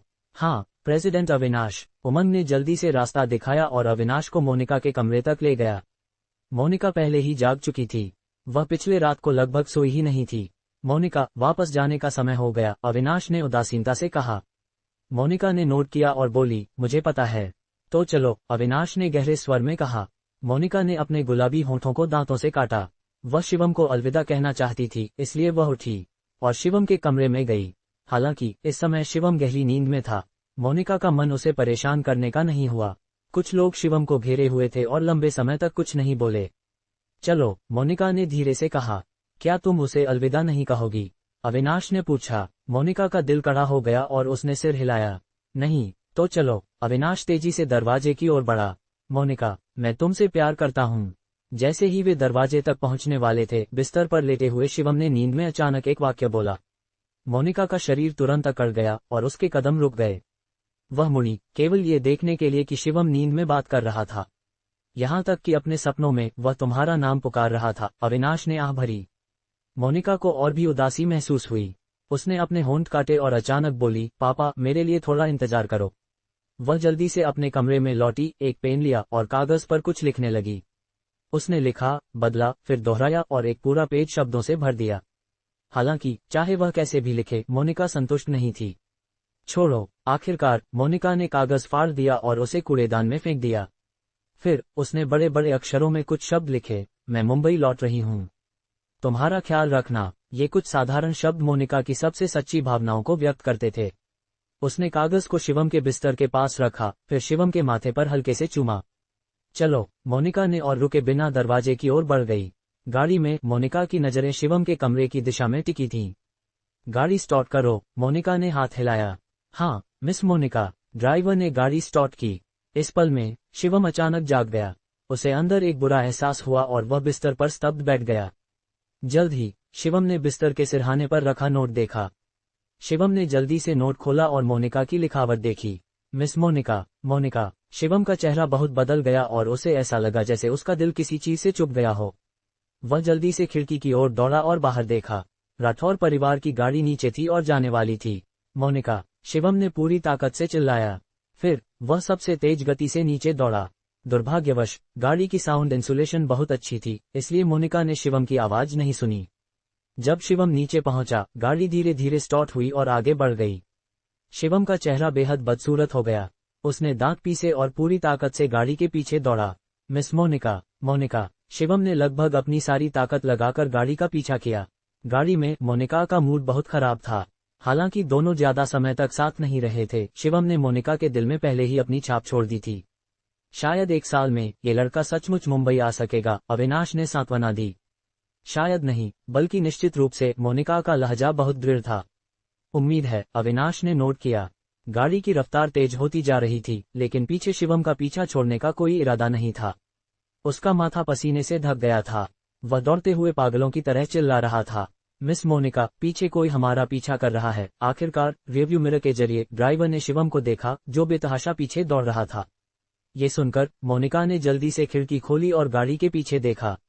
गाड़ी रोक दो, मोनिका ने जल्दी कहा। मिस मोनिका, मैंने कहा गाड़ी रोक दो, मोनिका चिल्लाए। ड्राइवर ने मोनिका की अवज्ञा करने की हिम्मत नहीं की, इसलिए उसने जल्दी से गाड़ी सड़क किनारे रोक दी। मोनिका गाड़ी से उतरी और शिवम की दिशा में चली। दोनों एक दूसरे की ओर दौड़ते हुए गए, जिसने शिवम को और भी आवेगपूर्ण बना दिया। वह जल्दी से मोनिका के पास पहुंचा और उसे जोर से गले लगाया। कमीना, ये हरामी, उमंग गुस्से में था। वह दरवाजा खोलने वाला था, लेकिन अविनाश ने उसे रोक लिया। छोड़ो, उन्हें रहने दो, अविनाश ने हाथ हिलाया। ये सुनकर उमंग को चुप रहना पड़ा। शिवम ने मोनिका को अपनी बाहों में जोर से खींच लिया और आंसू बहने लगे। क्या तुम पहले ही जा रही हो? इतनी जल्दी क्यों? शिवम ने कुछ दुख के साथ कहा। मोनिका अभी भी वही सौम्य और उदार मोनिका थी। उसने हाथ बढ़ाकर शिवम के आंसुओं को पोंछा और मुस्कुराते हुए कहा, एक मर्द को यूं ही आंसू नहीं बहाने चाहिए। शिवम ने अपनी आंखों के कोने से आंसुओं को पोंछा और अत्यंत दुख के साथ कहा, क्या तुम नहीं जा सकती? नहीं, मोनिका ने बिना हिचकिचाहट के कहा, मैं जयपुर में काफी समय रह चुकी हूँ, अब मुंबई लौटने का समय है, मोनिका ने मुस्कुराते हुए कहा। लेकिन मैं नहीं चाहता कि तुम जाओ। शिवम ने कुछ बेशर्मी से कहा। इन कुछ दिनों में वह शिवम की जिंदगी का एक ऐसा हिस्सा बन चुकी थी जिसे वह छोड़ नहीं सकता था। उनका एक दिन न मिलना 3 साल जैसा लगता था। ये शिवम की वर्तमान मानसिकता थी। मोनिका ने हाथ बढ़ाकर शिवम का सिर हल्के से थपथपाया। वह धीरे से मुस्कुराए और बोली, अगर तुम मुझे देखना चाहते हो तो मुंबई आकर मुझसे मिलो। 1 साल बाद मैं मुंबई में तुम्हारा इंतजार करूंगी। मैं तुम्हारे मुझसे शादी करने का इंतजार करूंगी। शिवम इसे और बर्दाश्त नहीं कर सका और उसकी आंखों से आंसू लगभग फट पड़े। लेकिन वह नहीं चाहता था कि मोनिका चिंता करे और न ही वह मोनिका को निराश करना चाहता था। इसलिए उसने अपने दुख को दबा लिया। बिल्कुल, मैं निश्चित रूप से 1 साल बाद मुंबई जाऊंगा और तुमसे शादी करूंगा। मेरा इंतजार करो, शिवम ने दांत पीसते हुए कहा। मोनिका, जाने का समय हो गया, अविनाश ने गाड़ी में उदासीनता से कहा। मोनिका ने अविनाश की ओर देखा और फिर शिवम की ओर। शिवम, अब तुम्हें अपने दम पर रहना होगा। कुछ लोगों के प्रति बहुत नर्म दिल नहीं होना चाहिए, वरना तुम्हें धमकाया जाएगा, समझे? मैं 1 साल बाद मुंबई में तुम्हारा इंतजार करूंगी। मैं तुम्हारे मुझसे शादी करने का इंतजार करूंगी। ये कहकर मोनिका बिना मुड़े गाड़ी की ओर चली गई। ये कुछ शब्द शिवम के दिमाग में गूंजते रहे। उसे ऐसा लगा जैसे उसका दिल अनगिनत सुइयों से चुभ गया हो। वह अत्यंत दुख में था। जैसे ही गाड़ी शुरू होने वाली थी, शिवम को अचानक कुछ याद आया। वह जल्दी से चिल्लाया, मोनिका, रुको। गाड़ी फिर से अचानक रुक गई। शिवम उत्सुकता से गाड़ी के सामने दौड़ा। उसने जेड पेंडेंट निकाला और मोनिका को दे दिया। मोनिका, यह जेड पेंडेंट मेरी ओर से तुम्हारे लिए एक तोहफा है। तुम्हें इसे हमेशा पहनना होगा, शिवम ने भावुक होकर कहा। मोनिका ने जेड पेंडेंट लिया और मुस्कुराते हुए कहा, ठीक है, निश्चित रूप से। गाड़ी धीरे धीरे चली गई। शिवम ने राठौर परिवार की गाड़ी को अपनी नजरों से ओझल होते देखा। गाड़ी में बैठी मोनिका ने भी एक आंसू बहाया। शिवम वहां लंबे समय तक खड़ा रहा। उसने अपनी मुठ्ठियां जोर से भींची और खुद को आंसू बहाने से रोका। मैं निश्चित रूप से जल्द मुंबई जाऊंगा, शिवम ने सिर उठाकर दहाड़ते हुए कहा। और आसपास के लोग उसे पागल की तरह देख रहे थे। शिवम होटल लौटा। उसने अपनी चीजें पैक की और जल्दी से उदयपुर से जयपुर के लिए निकल गया। हाथ में 3 डंठल लिए, शिवम अपनी ताकत को जल्द से जल्द बढ़ाना चाहता था और आध्यात्मिक मंडल तक पहुंचना चाहता था। रास्ते में शिवम का मूड बहुत भारी था और उसे शांत होना मुश्किल था। जैसे ही वह अपनी आंखें बंद करता, उसे मोनिका की छवि दिखाई देती। मोनिका, मेरा इंतजार करो, शिवम ने धीरे से बुदबुदाया।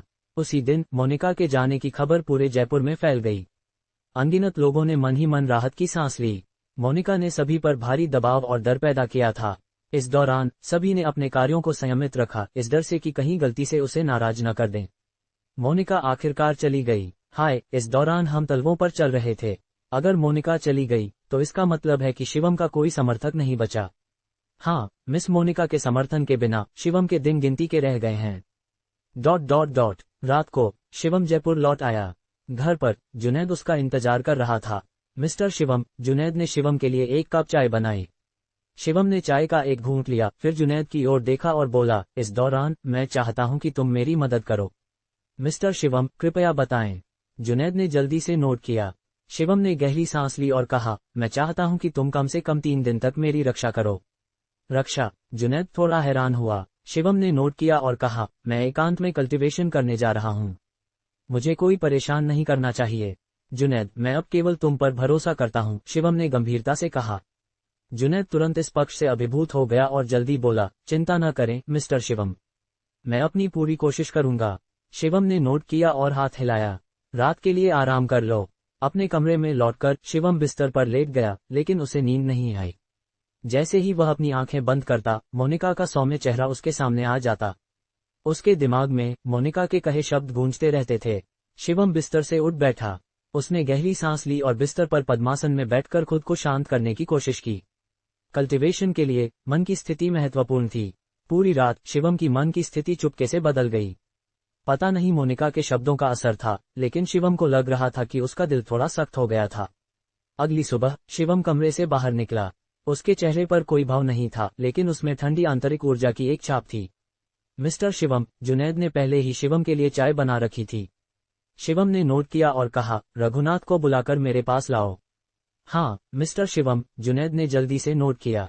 आधे घंटे बाद रघुनाथ लांस को लेकर ड्रैगन पैराडाइज पहुंचा। लिविंग रूम में जुनैद ने कुछ लोगों के लिए चाय परोसी, जबकि रघुनाथ घबराहट से भरा था। शिवम ने एक शब्द नहीं कहा और चुपचाप रघुनाथ को देखता रहा। रघुनाथ, हाल की कमाई कैसी है? शिवम ने पूछा। रघुनाथ ने जल्दी कहा, मिस्टर शिवम, हमारा मार्केट शेयर लगातार बढ़ रहा है। मैंने आत्म पोषण गोली को बड़े पैमाने पर उत्पादन के लिए एक फैक्ट्री खोल दी है। शिवम ने अपनी आंखें सिकुड़ी और कहा, एक बार मिस मोनिका चली जाएंगी, मुझे लगता है कि बहुत से लोग मुझे निशाना बनाएंगे और मुझे खत्म करना चाहेंगे। रघुनाथ, क्या तुम्हारे मन में भी ऐसे विचार हैं? शिवम ने अपनी आंखें सिकुड़ते हुए रघुनाथ को ठंडे स्वर में देखा। रघुनाथ का चेहरा तुरंत बदल गया और उसने जल्दी से सिर हिलाया और कहा, मिस्टर शिवम, मेरे मन में बिल्कुल ऐसा कोई इरादा नहीं है। अगर आपके बिना मैं अब तक एक निकम्मा होता और जल्दी या देर से ब्लैकलिस्ट हो जाता। शिवम ने रघुनाथ को ठंडे स्वर में देखा। ये पक्का करने के बाद कि रघुनाथ का विद्रोह करने का कोई इरादा नहीं था, शिवम ने आगे पूछा, ठीक है, मैं तुम लोगों के साथ बुरा बर्ताव नहीं करूंगा। धन्यवाद मिस्टर शिवम, रघुनाथ ने जल्दी से नोट किया। इसके बाद शिवम उठ खड़ा हुआ और लांस की ओर देखते हुए बोला, मैंने तुमसे पिछली बार वादा किया था कि मैं तुम्हें सांस लेने की कसरत सिखाऊंगा। 1 हफ्ते बाद मेरे पास आना। लांस ने झुककर कहा, धन्यवाद मिस्टर शिवम। शिवम रघुनाथ पर पूरी तरह भरोसा नहीं करता था, इसलिए उसे लांस को रिश्वत देनी पड़ी। रघुनाथ के ड्रैगन पैराडाइज से जाने के बाद वह अपने माथे का पसीना पोंछते हुए बोला, हाय, उसने मुझे डरा दिया। लांस ने भौहें चढ़ाई और कहा, रघुनाथ, कहीं तुम्हारे मन में सचमुच कोई गलत इरादा तो नहीं? बकवास, रघुनाथ ने जोर से डांटा। क्या तुम मुझे उन लोगों की तरह मूर्ख समझते हो? चूंकि मिस मोनिका ने मिस्टर शिवम को पसंद किया है, तो मिस्टर शिवम में निश्चित रूप से कुछ खास है। मुझे विश्वास है कि मिस्टर शिवम जल्द ही कुछ उल्लेखनीय हासिल करेंगे। ... रघुनाथ के जाने के बाद शिवम जुनैद के साथ ड्रैगन पैराडाइज से निकला। मिस्टर शिवम, हम कहाँ जा रहे हैं? जुनैद ने पूछा। शिवम ने कहा, एक शांत जगह पर। ये शांत जगह रिवरसाइड विला थी, जहाँ ऋषभ रहता था। वहाँ का माहौल शांत था, निर्जन था और आध्यात्मिक ऊर्जा से भरा था। ये ठीक वही जगह थी जिसकी शिवम को जरूरत थी। थककर परिवार के नष्ट होने के बाद ऋषभ के रिश्तेदारों ने उनकी संपत्ति पर कब्जा कर लिया और उन्हें ऑनलाइन नीलामी के लिए रख दिया। शिवम और जुनैद जल्द ही रिवरसाइड विला पहुंचे। जुनैद आगे बढ़ा और दरवाजा खटखटाया। जल्द ही एक आदमी बाहर आया और दरवाजा खोला। आप किसे ढूंढ रहे हैं? उस आदमी ने पूछा। जुनैद ने जल्दी कहा, मैंने सुना है कि यह जगह बिक्री के लिए है और हम इसे खरीदने की योजना बना रहे हैं। उस आदमी ने शिवम की ओर देखा और नोट किया। अंदर आओ। कुछ लोग विला में एक साथ चले गए। जैसे ही वे अंदर पहुंचे, उन्होंने देखा कि विला में 4-5 लोग बैठे थे। अरे शिवम! शिवम को देखते ही कमरे में एक युवक खड़ा हो गया। शिवम ने उसकी ओर देखा और कहा, मुझे नहीं लगता कि मैं तुम्हें जानता हूँ। कोई बात नहीं अगर तुम मुझे नहीं जानते, लेकिन मैं तुम्हें जानता हूँ, उसने ठंडी हंसी हंसी। मैं सेन परिवार का रोनित हूँ। रोनित ने थोड़े घमंड के साथ कहा। शिवम ने हल्के से भौहें चढ़ाई और कहा, सेन परिवार? कभी नहीं सुना। रोनित का चेहरा बदल गया और वह गुस्से में बोला, तुम? ठीक है, मुझे नहीं जानते, लेकिन तुम गुरप्रीत को तो जानते हो ना? ओह, वह उद्दंड छोटी लड़की, शिवम ने नोट किया। रोनित ने ठंडे चेहरे के साथ कहा, तुम्हारी वजह से गुरप्रीत को कोयला खदान में भेजने की नौबत आ गई थी। पहले राठौर परिवार की वजह से मैं तुम्हें छूने की हिम्मत नहीं कर सका। अब जब मोनिका चली गई है, मैं देखता हूँ तुम अकेले क्या कर सकते हो। शिवम ने ठंडी हंसी हंसी। तुम क्या कहना चाहते हो? रोनित ने हल्के से हंसते हुए कहा, मैं तुम्हें एक मौका देता हूँ। या तो घुटने टेको और मैं इसका वीडियो बनाऊंगा, या मैं तुम्हें तब तक मारूंगा जब तक तुम घुटने नहीं टेकते। तुम चुनो। शिवम ने सिर खुजाया और कहा, मिस मोनिका के जाने के बाद तुम जैसे नाकारा को भी हंगामा करने की हिम्मत हो गई। नाकारा? ये सुनकर रोनित तुरंत गुस्से में आ गया। अगर मिस मोनिका न होती तो तुम ही नाकारा होते। रोनित का चेहरा शर्मिंदगी और गुस्से से भरा था। शिवम ने रोनित को ऊपर से नीचे तक देखा और मुस्कुराते हुए कहा, तुम शायद गुरप्रीत का चमचा हो ना? मुझे याद है कि उसे कोई मिस्टर यान पसंद था। तुम? ये शब्द निश्चित रूप से रोनित के जख्म पर नमक छिड़कने जैसे थे। जैसा शिवम ने कहा, वह वाकई गुरप्रीत का चमचा था। तुम कमीने, बहुत बेशर्म हो। मैं अभी तुम्हें सबक सिखाता हूँ। रोनित ने हाथ हिलाया और आसपास के लोग तुरंत शिवम की ओर बढ़े। जुनैद तुरंत आगे बढ़ा। जैसे ही वह कुछ करने वाला था, शिवम ने उसे रोक लिया। मैं संभाल लूंगा, शिवम ने ठंडे स्वर में कहा। ये कहते ही शिवम एक झटके में गायब हो गया और तुरंत उनके सामने प्रकट हो गया। ये लोग तुरंत स्तब्ध रह गए और उनके चेहरों का रंग बदल गया। उन्हें प्रतिक्रिया करने का मौका भी नहीं मिला और उनके शरीर उड़ गए और वे तुरंत बेहोश हो गए। फिर शिवम धीरे धीरे रोनित की ओर बढ़ा। रोनित का चेहरा बेहद पीला था। उसे बिल्कुल नहीं पता था कि शिवम इतना ताकतवर था। तुम क्या करना चाहते हो? रोनित ने कुछ डर के साथ कहा। शिवम ने उसे ठंडे स्वर में देखा और कहा, मैं कुछ नहीं करना चाहता, बस तुम्हारी टांगें तोड़ना चाहता हूँ। ये कहते ही शिवम ने तेजी से किक मारी। बैंग बैंग, रोनित के घुटनों की हड्डियां तुरंत टूट गईं। आह, दर्द भरी चीख पूरे विला में गूंज उठी। शिवम ने रोनित को ठंडे स्वर में देखा और कहा, निकल जाओ। और जो लोग मुझसे हिसाब चुकता करना चाहते हैं उन्हें बता देना कि मैं यहाँ उनका इंतजार करूंगा। रुको, इस विला का मालिक कहाँ है? जुनैद ने रोनित को रोका और पूछा। रोनित डर के मारे कांप रहा था। उसने दर्द सहते हुए कहा, यह विला मेरे पिता को सौंप दिया गया है। मुझे हुई को करके उन्हें ढूंढना होगा। उन्हें फोन करो और यहाँ बुलाओ, शिवम ने ठंडे स्वर में कहा। रोनित के चेहरे पर ठंडक दौड़ गई। उसने तुरंत नोट किया और कहा, ठीक है, मैं अभी उन्हें फोन करता हूँ। ये कहकर उसने अपना फोन पकड़ा और दर्द में कराहते हुए एक तरफ रेंग गया। उसने पीड़ा में नंबर डायल किया। मिस्टर शिवम, मुझे डर है कि रोनित का पिता हमें आसानी से नहीं छोड़ेगा, जुनैद ने याद दिलाया। शिवम सोफे पर बैठा और उदासीनता से बोला, कोई बात नहीं, उसे आने दो। 10 मिनट बाद एक मध्यम आयु का आदमी विला में दौड़ा आया। जैसा अनुमान था, उसके साथ कुछ बॉडीगार्ड्स थे। जैसे ही जुनैद कुछ करने वाला था, रोनित के पिता ने रोनित के चेहरे पर तमाचा जड़ दिया। तुम बस मुसीबतें पैदा करना जानते हो। मैंने तुम जैसे निकम्मे को कैसे जन्म दिया? उसने गाली दी। फिर वह जल्दी से शिवम के पास गया, हाथ जोड़कर बोला, मिस्टर शिवम, मुझे वाकई माफ करें। मैंने उसे ठीक से अनुशासित नहीं किया। कृपया हमें माफ करें। इसने शिवम को थोड़ा हैरान किया। कहावत है कि मुस्कुराते चेहरे को कोई नहीं मारता। शिवम ने तुरंत अपनी उंगली हिलाई और एक गोली रोनित के हाथ में गिर गई। वापस जाकर इस गोली को अपनी टांग पर मलो। तुम्हारी टांग के लिए अभी भी उम्मीद है, शिवम ने उदासीनता से कहा। ये सुनकर रोनित का पिता तुरंत खुश हो गया और जल्दी बोला, धन्यवाद मिस्टर शिवम। ठीक है, बकवास बंद करो, मैं यह विला खरीदना चाहता हूँ। शिवम ने डेविड द्वारा दी गई ब्लैक कार्ड निकाली। ब्लैक कार्ड देखते ही रोनित के पिता का चेहरा थोड़ा बदल गया। वह जल्दी से हाथ हिलाया और बोला, मिस्टर शिवम, चूंकि तुमने मेरे बेटे की टांग ठीक की है, यह विला तुम्हारा है। मेरा? शिवम और भी हैरान हुआ। उसने स्पष्ट रूप से रोनित की टांग तोड़ी थी, तो रोनित का पिता इतना विनम्र क्यों था? मिस्टर शिवम, शायद तुम्हारे हाथ में ब्लैक कार्ड ने काम किया, जुनैद ने उनके कान में फुसफुसाया। शिवम को अचानक समझ आया। उसने ब्लैक कार्ड रख लिया और नोट किया। बहुत बहुत धन्यवाद, मैं तुम्हारा यह एहसान याद रखूंगा। धन्यवाद मिस्टर शिवम। रोनित के पिता ने जल्दी से हाथ जोड़े। फिर वह रोनित के पास गया और डांटा, बेकार चीज, खुद रेंग कर बाहर निकल। विला आखिरकार शांत हो गया। शिवम ने गहरी सांस ली और आसपास की समृद्ध आध्यात्मिक ऊर्जा को महसूस किया। वाकई में अच्छी जगह है, शिवम ने धीरे से बुदबुदाया। फिर उसने जुनैद को अपने साथ लाए बॉक्स को खोलने को कहा। बॉक्स के अंदर 3 जड़ी बूटियां थीं। जड़ी बूटियों की तीव्र सुगंध ने तुरंत पूरे विला को भर दिया। शिवम ने गहरी सांस ली। वह थोड़ा उत्साहित था। ये 3 जड़ी बूटियां उसे आध्यात्मिक मंडल तक पहुंचने में सहायता करने के लिए पर्याप्त थीं। शिवम ये जानने के लिए बेताब था कि आध्यात्मिक मंडल कितना शक्तिशाली था। कहावत है, धैर्य कुंजी है। हालांकि मैंने गोली का इस्तेमाल किया, फिर भी मुझे केवल 1 महीना लगा, शिवम ने मन ही मन सोचा। आध्यात्मिक ऊर्जा की कमी वाले माहौल में शिवम की गति दिमाग हिला देने वाली थी। जुनैद, अगले कुछ दिनों तक तुम्हें तकलीफ उठानी पड़ेगी, शिवम ने जुनैद की ओर देखा और कहा। जुनैद ने जल्दी कहा, मिस्टर शिवम, आप बहुत विनम्र हैं। फिर शिवम ने और समय बर्बाद नहीं किया। उसने इन जड़ी बूटियों को निकाला और ऊर्जावती गोली बनाने की तैयारी शुरू की। बाद में कल्टीवेशन के लिए और ऊर्जावती गोलियों की जरूरत पड़ती थी। अगर शिवम अगले चरण में आगे बढ़ना चाहता था तो उसे शायद कम से कम 2 ऊर्जावती गोलियों की जरूरत पड़ती।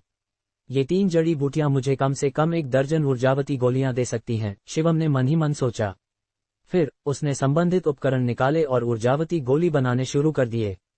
इस समय सैनी परिवार पहले ही कार्रवाई करने के लिए तैयार था। यंग मास्टर, खबर है कि मोनिका मुंबई लौट गई हैं, राज के सेक्रेटरी ने उनके कान में कहा। राज ने गहरी सांस ली और उसकी आंखों में एक क्रूरता की चमक दिखी।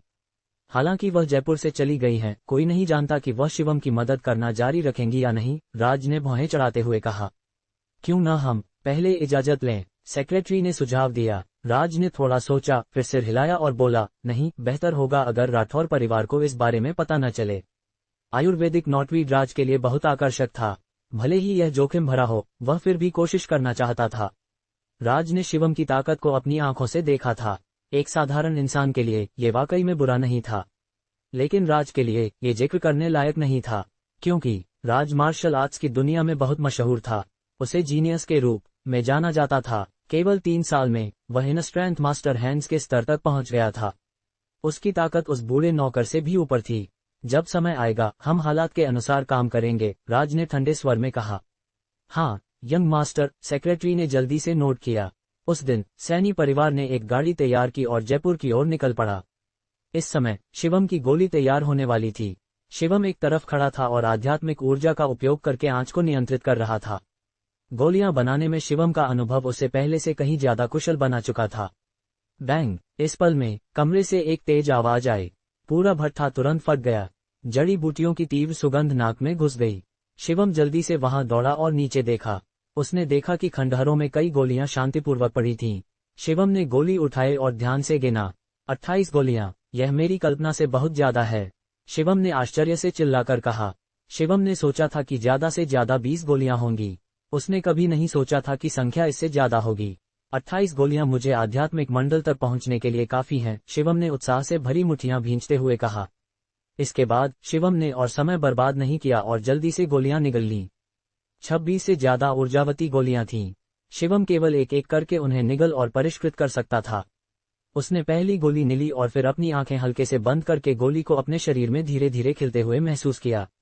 जब गोली उसके पेट में गई तो ऐसा लगा जैसे वह फट गई। घनी आध्यात्मिक ऊर्जा शिवम के पेट से उसके डेंटियन में बहने लगी और फिर धीरे धीरे उसके पूरे शरीर में फैल गई। केवल 2 घंटे में एक गोली पूरी तरह से पिघल गई और शिवम सीधे आत्मा मंडल के 5वें स्तर से 6ठे स्तर पर पहुंच गया। इसने शिवम को और भी हैरान कर दिया। उसने देर नहीं की और जल्दी से दूसरी गोली निगल ली। दूसरी ऊर्जावती गोली शिवम के शरीर में और भी तेजी से घूमी और लगभग तुरंत गायब हो गई। लेकिन इस बार शिवम ने भौहें चढ़ाईं, क्योंकि दूसरी ऊर्जावती गोली ने शिवम को आत्मा मंडल के 7वें स्तर तक नहीं पहुंचाया और उसके डेंटियन में जरा सा भी बदलाव नहीं हुआ। शिवम ने धीरे से अपनी आंखें खोली और भौहें चढ़ाते हुए कहा, क्या ये नहीं कहा जाता कि हर ऊर्जावती गोली एक स्तर आगे बढ़ा सकती है? हालांकि शिवम ने उम्मीद की थी कि ताकत बढ़ने के साथ ऊर्जावती गोली का प्रभाव कमजोर होता जाएगा, लेकिन उसे नहीं पता था कि 7वें स्तर पर इसका प्रभाव इतना कमजोर होगा। लगता है वास्तविकता किंवदंतियों से अलग है, शिवम ने मन ही मन सोचा। वह तीसरी गोली निगलने की जल्दी में नहीं था। इसके बजाय उसने सामने पड़ी ऊर्जावती गोली को देखा और गहरे विचार में डूब गया। थोड़ा सोचने के बाद शिवम ने गहरी सांस ली और बाकी ऊर्जावती गोलियों को एक साथ निगलने का फैसला किया। अगर वह हर गोली को एक एक करके लेता और परिष्कृत करता तो इसमें बहुत समय लग जाता। यहां तक कि अगर मैं बहुत सारी गोलियां निगल लूं तो कोई नुकसान नहीं होना चाहिए, शिवम ने मन ही मन सोचा। ये सोचकर उसने अपना मुंह खोला और ऊर्जावती गोलियों को एक एक करके अपने मुंह में डाला। कुल 26 ऊर्जावती गोलियां शिवम के पेट में गईं। इस पल में शिवम को ऐसा लगा जैसे उसका पूरा पेट फटने वाला है। 26 से ज्यादा गोलियां एक साथ उसके शरीर में प्रभाव डाल रही थीं। शिवम का शरीर अब और बर्दाश्त नहीं कर पा रहा था। उसके माथे से पसीने की बूंदें टपक रही थीं और उसका निचला पेट दर्द से फड़क रहा था। शिवम बिना रुके अपने मुंह खोलकर हल्के से कराह उठा। शिवम ने पहले कभी इतना तीव्र दर्द महसूस नहीं किया था। उसका शरीर हल्के से कांप रहा था और उसकी दृष्टि धीरे धीरे धुंधली हो रही थी। नहीं, जब वह बेहोश होने वाला था, शिवम ने अपने दांत भींचे और खुद को होश में रहने के लिए मजबूर किया। वह मोनिका के बारे में सोचने लगा और मोनिका के जाने से पहले कहे गए शब्दों के बारे में। मैं बिल्कुल ऐसे आसानी से ढह नहीं सकता, शिवम ने दांत पीसते हुए कहा। उसने गहरी सांस ली और अपनी मजबूत मानसिक दृढ़ता के साथ उसने दर्द को सहन किया। ऊर्जावती गोली शिवम के शरीर में फट रही थी और घनी आध्यात्मिक ऊर्जा मधुमक्खियों की तरह उसके डेंटियन में दौड़ रही थी। शिवम ने दर्द सहन किया और अपनी मन की स्थिति को स्थिर करने की पूरी कोशिश की। आखिरकार 1 घंटे से ज्यादा समय बाद शिवम धीरे धीरे शांत होने लगा। वह दर्द के प्रति जैसे सुन्न हो गया था, यहाँ तक कि उसका कांपना भी कम होने लगा। इस पल में शिवम का शरीर हल्की हरी रोशनी से घिर गया था। रोशनी ने शिवम को लपेट लिया और उसे बाहरी दुनिया से अलग कर दिया। आध्यात्मिक ऊर्जा धीरे धीरे उसके शरीर में बह रही थी। शिवम को दर्द गायब होता महसूस हुआ और उसकी जगह एक गर्म धारा ने ले ली, जैसे वह किसी गर्म झरने में डूबा हो। शिवम वहां पद्मासन में बैठा था। उसका चेहरा शांत था क्योंकि वह आध्यात्मिक ऊर्जा को अपने शरीर की हर कोशिका के साथ मिला रहा था। पलक झपकते ही एक पूरा दिन बीत गया। आसमान धीरे धीरे अंधेरा हो गया और तारों से भर गया। जुनैद कमरे के दरवाजे पर अपनी बाहें क्रॉस करके खड़ा था। वह ठंडी नजरों से आसपास देख रहा था, जैसे वह कोई रक्षक देवता हो। इस पल में एक लैंड रोवर नजदीक से आती दिखी। गाड़ी विला के प्रवेश द्वार पर रुकी। फिर एक युवक 2 पतले पुरुषों के साथ गाड़ी से उतरा। हाय, यहाँ का माहौल वाकई में अच्छा है। आने वाले लोग कोई और नहीं बल्कि राज और उसके साथी थे। उसने आसपास की खूबसूरत दृश्यावली को देखा और ठंडी हंसी हंसी। शिवम को वाकई में मौज मस्ती करना आता है। हाँ, जयपुर छोटी जगह है, लेकिन रिटायरमेंट के लिए काफी उपयुक्त है, राज के साथी ने भी मुस्कुराते हुए कहा। राज ने और कुछ नहीं कहा। उसने विला की दिशा में देखा और हाथ हिलाया। चलो, शिवम से मिलने चलते हैं। ये कहकर राज अपने लोगों को लेकर विला में चला गया। दरवाजे पर खड़े जुनैद ने जल्दी से दरवाजे पर राज को देख लिया। वह तुरंत एक कदम आगे बढ़ा और राज का रास्ता रोक लिया। यह मिस्टर शिवम का निजी आवास है, कृपया पीछे हटें, जुनैद ने ठंडे स्वर में कहा। क्या हिम्मत है, तुम अपने आप को क्या समझते हो, हमारे यंग मास्टर से इस तरह बात करने की हिम्मत। राज का गुर्गा तुरंत चिल्लाया। राज ने हाथ हिलाया और लापरवाही से मुस्कुराते हुए कहा, हमें विनम्र होना चाहिए, समझे। ये कहकर राज ने जुनैद की ओर देखा और लापरवाही से मुस्कुराते हुए कहा, मैं यहाँ शिवम से कुछ जरूरी बात करने आया हूँ। जुनैद अभी भी ठंडे चेहरे के साथ बोला, मुझे खेद है, हमारे मिस्टर शिवम अभी व्यस्त हैं, वह अभी किसी मेहमान से नहीं मिल सकते। अगर कुछ है तो आप मुझे बता सकते हैं। राज ने भौहें उठाई और ठंडी हंसी हंसी। शिवम काफी घमंडी है, मुझे खेद है, मिस्टर शिवम वाकई में कुछ जरूरी काम में व्यस्त हैं। जुनैद विनम्र लग रहा था, लेकिन उसकी आवाज में हल्की सी धमकी थी। बच्चे, बेशर्म मत बनो। इस समय राज का गुर्गा अचानक चिल्लाया, क्या तुम जानते हो ये कौन है? ये यंग मास्टर राज हैं, सैनी परिवार के यंग मास्टर। ये नाम सुनकर जुनैद का चेहरा थोड़ा बदल गया। जाहिर तौर पर उसने राज का नाम सुना था, तो ये यंग मास्टर राज हैं। जुनैद ने हल्के से भौहें चढ़ाईं। यंग मास्टर राज, मुझे बहुत खेद है, मिस्टर शिवम वाकई में अभी आपसे नहीं मिल सकते। क्यों ना आप पहले इंतजार करें, जब वह काम खत्म करेंगे मैं उन्हें जरूर बताऊंगा, जुनैद ने हल्के से झुककर कहा। राज ने भौहें उठाई और ठंडी हंसी हंसी। मैं उदयपुर से यहाँ तक उसे मिलने आया और तुम मुझे इंतजार करने को कह रहे हो? क्या मेहमानों का स्वागत यही तरीका है?